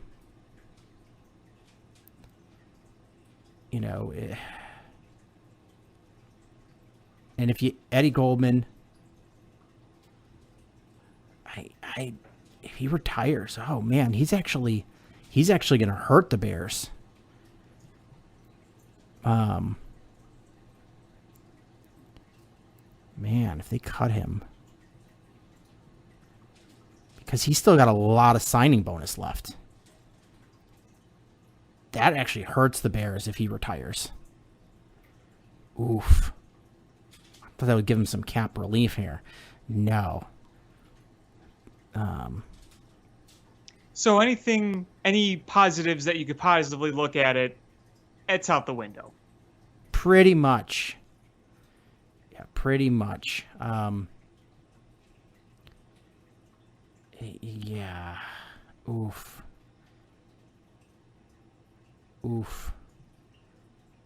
I'm looking here. Yeah, it's just, I'm using the cap calculator on over the cap.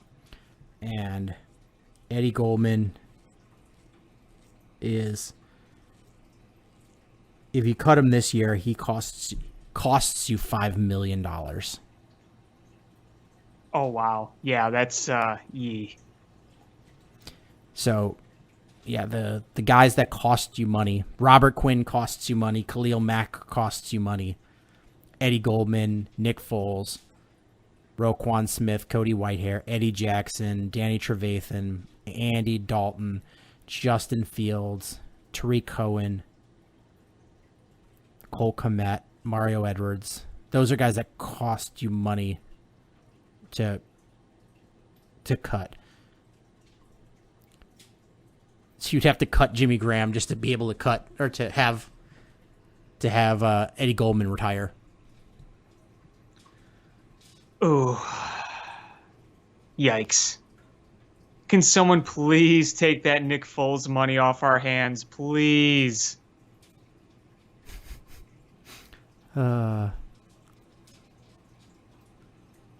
But yeah, so I want next week to go through the current roster and kind of guess what we're looking at the 53-man roster, and then as a guess, and then see how things pan out come training camp. I think that'll be a little bit fun because we got the training camp starts on July 27th, and I believe it will be at Hallis Hall this year and not at Olivet Nazarene University, which is nicer because it's a lot closer to my house. Yeah, no, I'm thinking of making my way up there this year. Yeah, I think you have to buy tickets. I don't think they're expensive, but I think they're limiting it, so I think you have to buy tickets in advance. I probably Have they gone will on too. sale? I don't know, but I think I might too. I think it. Well, we should go on the same day then. Yeah, it's. I've been to Olivet Nazarene, and it's fun. It's fun. Yeah, I was there back in 2005, the year they first made the playoffs under Lovey. Yeah, so I've been under a couple of regimes now. I've gone under the Trustman era, the John Fox era, and the Matt Nagy era. Yeah, I've only been there for Lovey. That was it. So I'd love to make it up there and see Justin Fields in person. Absolutely. Yeah, let's look into that. For sure. We could do a live show, stream on our phones. Yo. But the last thing I want to talk about is something that came up pretty unexpectedly. Duncan Keith requesting a trade. Yeah, that was both surprising and not surprising. I wasn't shocked that Duncan Keith would want to be closer to his son. I just didn't see him requesting a trade just out of the blue. But my position on that is he has every right to at this point. He's got nothing left to prove in Chicago. If he wants to request a trade so he could be closer to his son, I have no ill feelings towards that. Yeah, I don't, I don't begrudge him for that at all. I'm trying to figure out what team makes sense. Wasn't the Oilers in conversation? I think they have any cap room. I don't know. Yeah. I heard somewhere too that the Seattle Kraken. Yeah, I mean, they're a possibility because he wants to go up to either Western Canada or the Pacific Northwest. And who else is in the Pacific Northwest in the United States? The Seattle Kraken. The Seattle Kraken.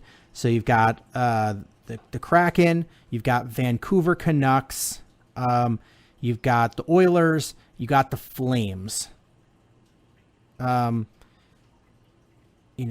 Winnipeg Jets are probably too far east. It's probably not, other than being in Canada, it's probably not that beneficial as far as distance-wise. San Jose, you're probably too far south. Yeah. So Rockies aren't close enough. Or not the Rockies, the Avalanche. Avalanche, probably too far south. The Rockies were the old Colorado team, the pre-Devils. Yeah, so, I mean, honestly, you're looking at just a handful of teams that actually make sense. And, does it make sense to try to trade him to the Kraken? They'll have the cap room. it would be nice for them to have a guy of his caliber, his veteran experience. The guy has hoisted 3 Stanley Cups. That's credence that you put on your brand new team. Yeah, you have a proven winner, a Norris Trophy winner, a Conn Smythe winner, a Stanley Cup winner. That's a good veteran to kind of have on a team that you're trying to build up. I mean, I don't know. I don't know, what sort of options you have. And the problem is, not all those teams have the cap flexibility to be able to bring in a Duncan Keith. They might want him, but they would need the Blackhawks to take on salary to be able to do that. And if you're the Blackhawks and you're going to get rid of Duncan Keith, you don't want to take on somebody else's salary unless it's a younger player that's good. You want to either allow you cap flexibility or a good player. And why would I don't know? It's just you don't want to bring in on cap salary just to have cap salary, especially if it's not going to be a guy that's as good as Duncan Keith. Right.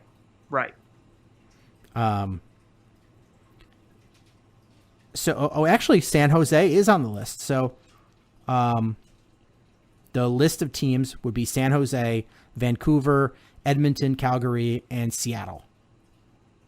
I mean, it seems a little far south, but okay, whatever. I mean, at least the same time zone. Straight, sure. You fly in straight north. I mean, I would think San Jose would probably be the low man on that totem. But fan-sided is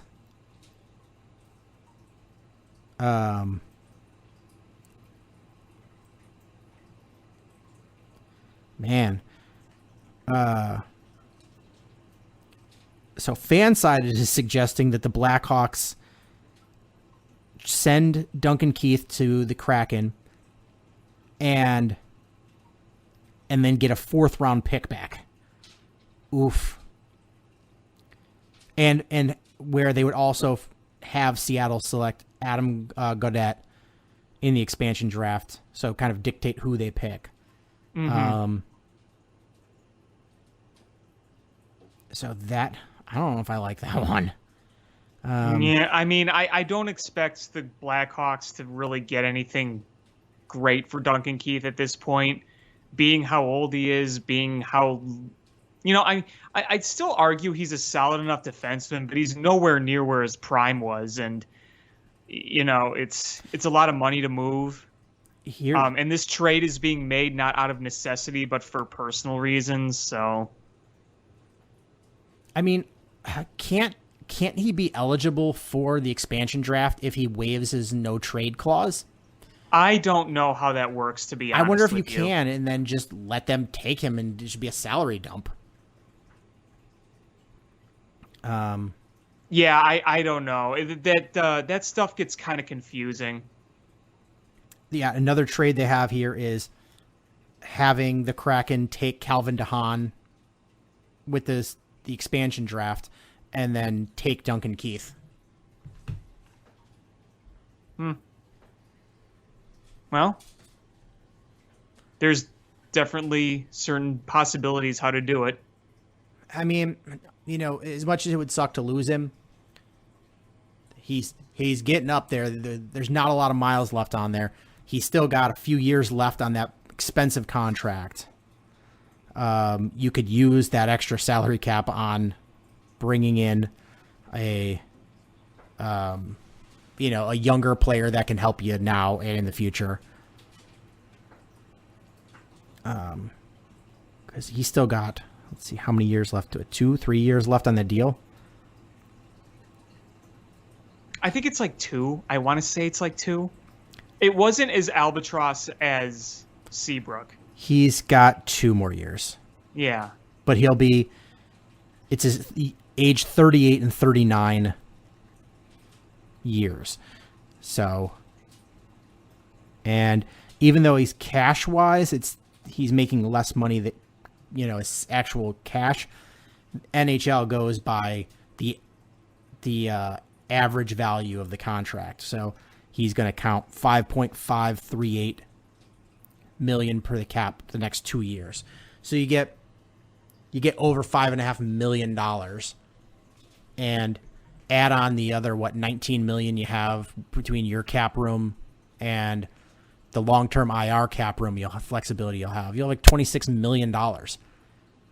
Yeah, honestly, I think some of the most valuable assets we can get in return with retirings and trades is obviously cap space, because we haven't had that in God knows how long.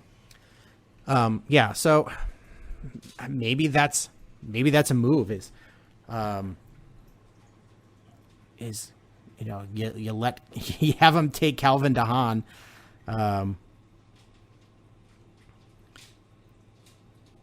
and Duncan Keith, and you walk away with cap savings, because Calvin DeHaan's contract is he's $5.4 million. So you'd have like $31 million in cap room at that point. That's a lot. That's a lot of cap room. What you're going to do with it, I know that they were talking about trying to lure Seth Jones here.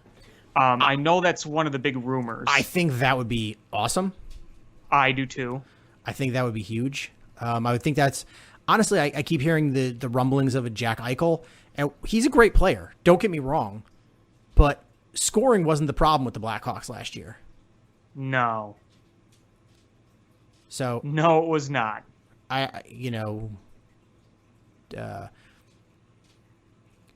It's so I don't know why you lock it in. I mean,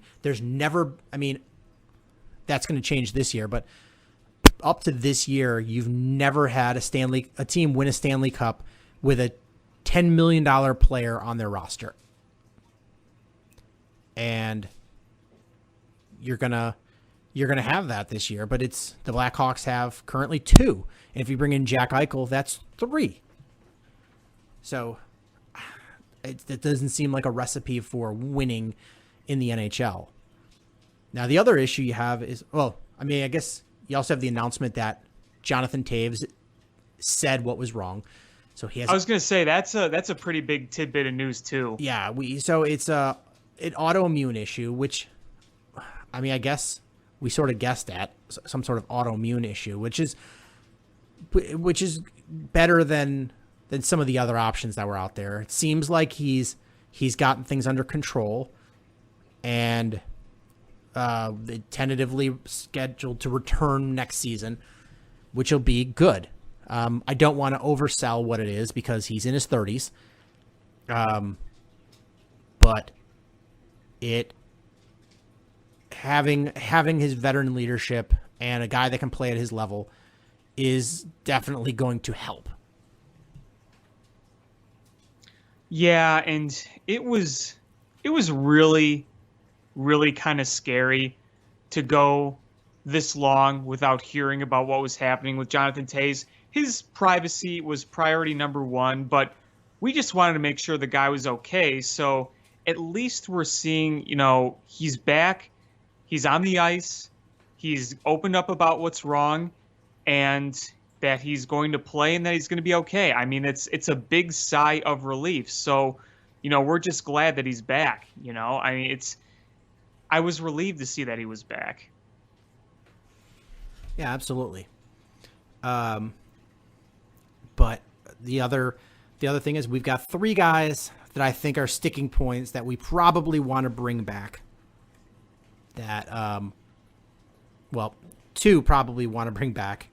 But a third one that I see the Blackhawks really want to bring back is Vinny Hinostroza, Brandon Hagel, and Nikita Zadorov. And Zadorov is apparently wanting like $5.5 million a year. Jeez. A 5-year, basically a 5-year with an 5.5 average annual value. That's ridiculous. Yeah. I get it. Completely ridiculous. That he's probably once Duncan Keith is traded, the best defensive blue liner you have? I'd say Connor Murphy. Okay. But, all right, second best then. He's a guy. Ain't saying much. No. But the guy was either played well or played terrible, where he was turning it over in their offense or in the defensive zone and giving up easy goals. Like, there was so many boneheaded plays. And a guy that big should be able to fight. He's not a good fighter. That's a sticks in my craw too. But I can't imagine you paying him that much money, and I can't imagine him being worth that much in the open market. I mean, I think a fair value on him is like 3.5 a year. At the most, I don't see the huge obsession that the front office has with him, but what do I know? I mean, I would probably give him 3 years, 3.5 per. I think that's a much more fair deal as far as his value. Like $1 million a year, basically. No, 3.5 per year, 3 years, so 10.5 for Zadorov. I mean, I think that's about his market value. I don't think I don't see it with him. I don't know. I haven't seen enough to merit that, in my opinion, but that's me. Maybe I have to go back and watch the tape. I mean, there were times where you're like, all right, I think we've got a diamond in the rough here. And the other times you were just like, what the fuck was he doing? So I can't. I mean, I would rather go out and get a free agent if he's going to want 4 or more a year. I would just sign a free agent and let him walk. I would too. I would too. I mean, he's still fairly young. Was it 25?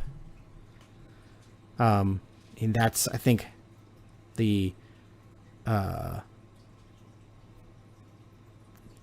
of the allure of him. I think he's young. He's 26. He just turned 26. I don't know.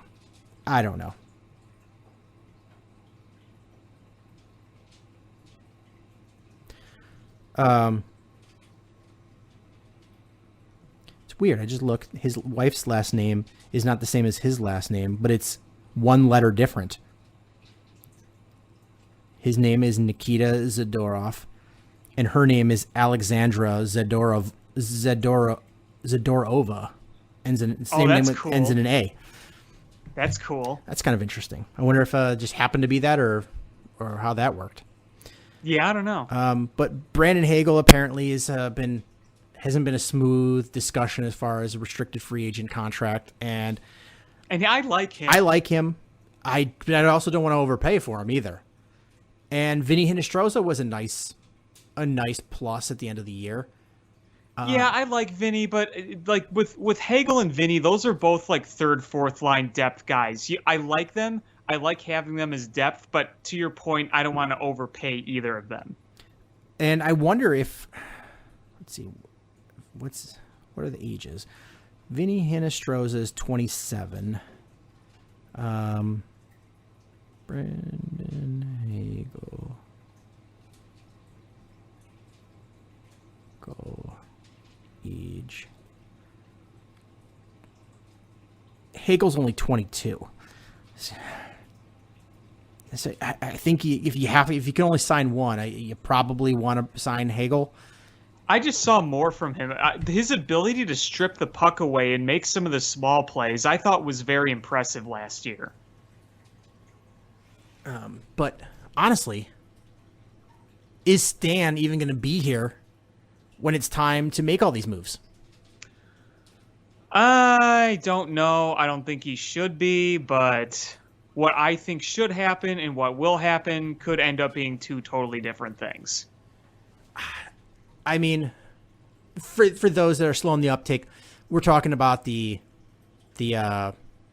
sexual assault allegations and sweeping under the rug by the front office of the Blackhawks. Is I think what's going to happen is they have the independent,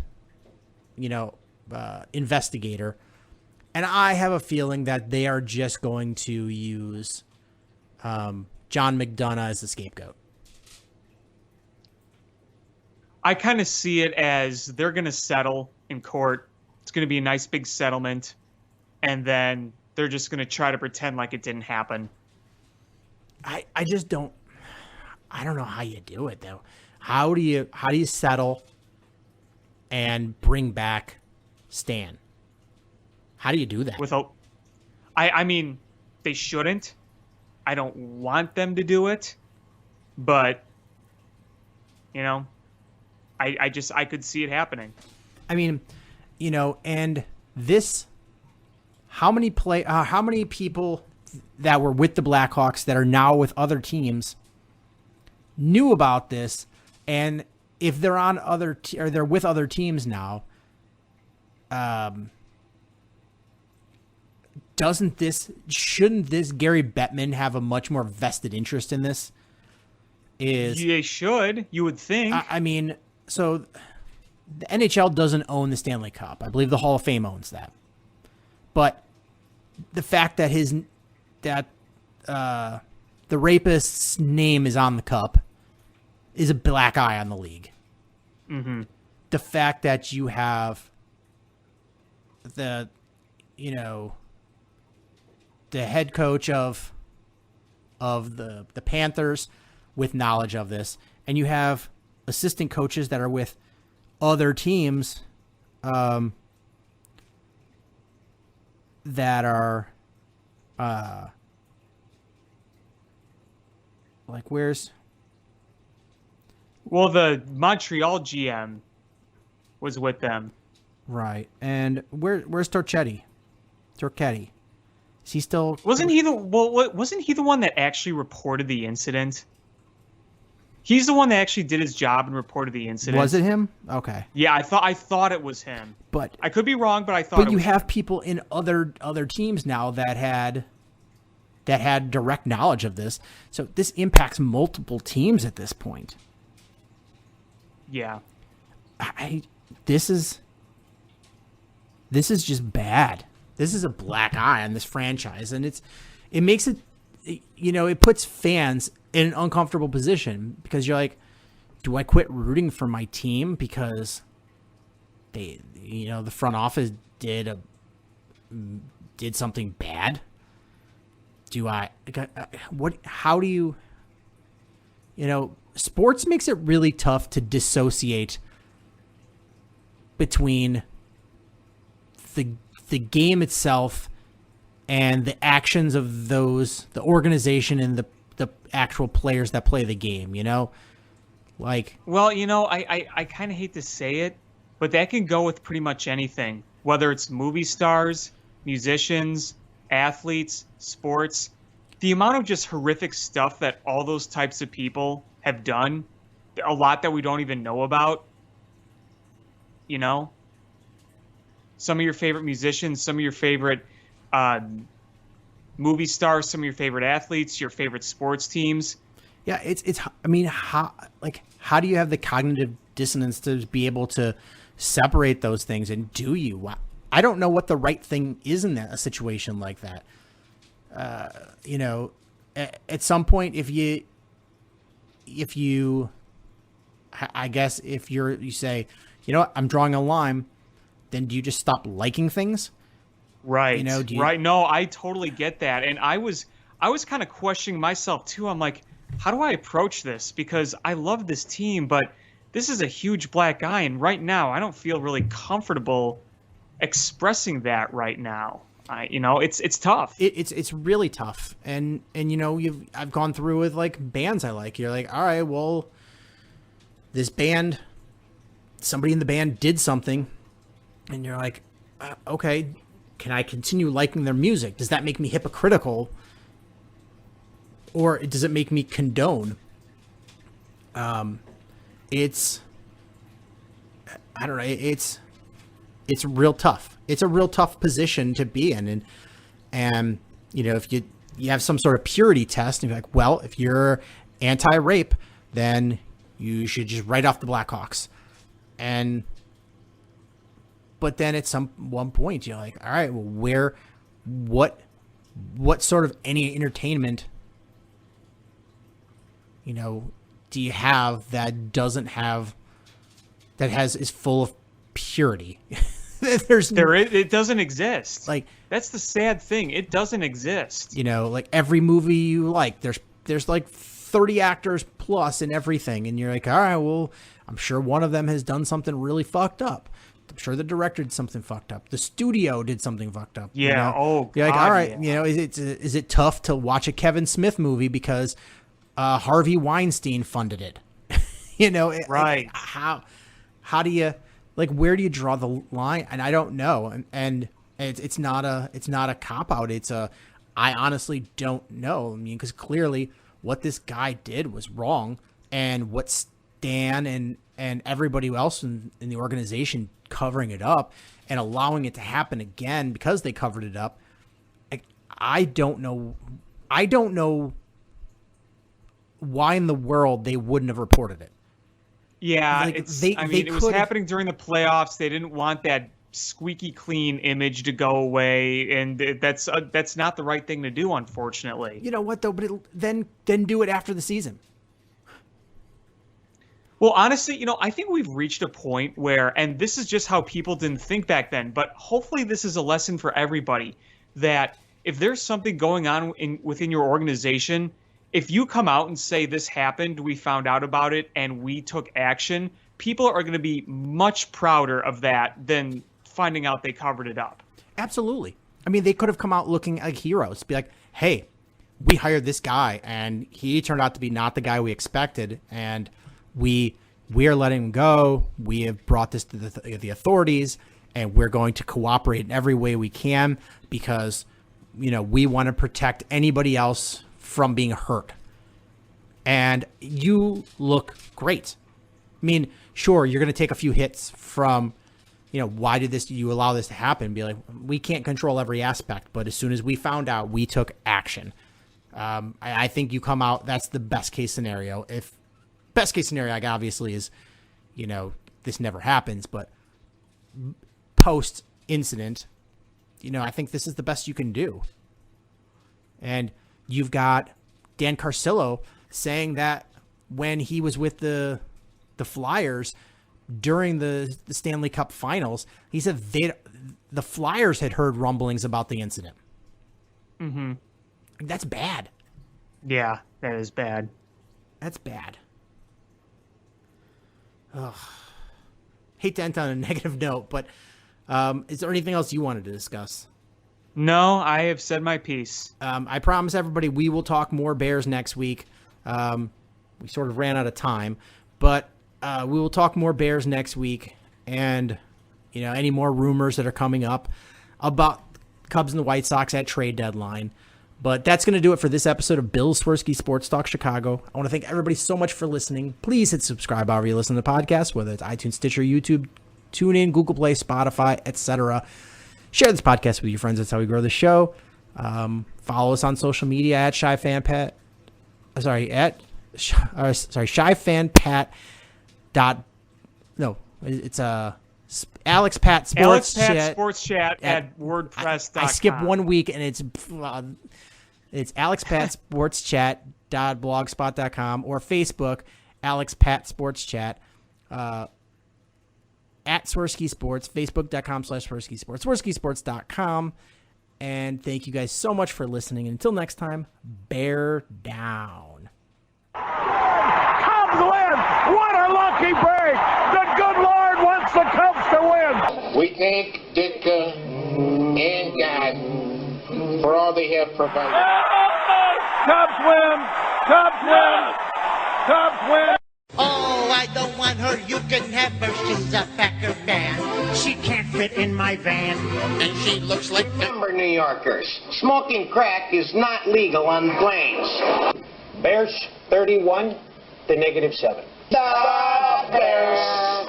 Oh, when the Bears go bearing down, I wanna...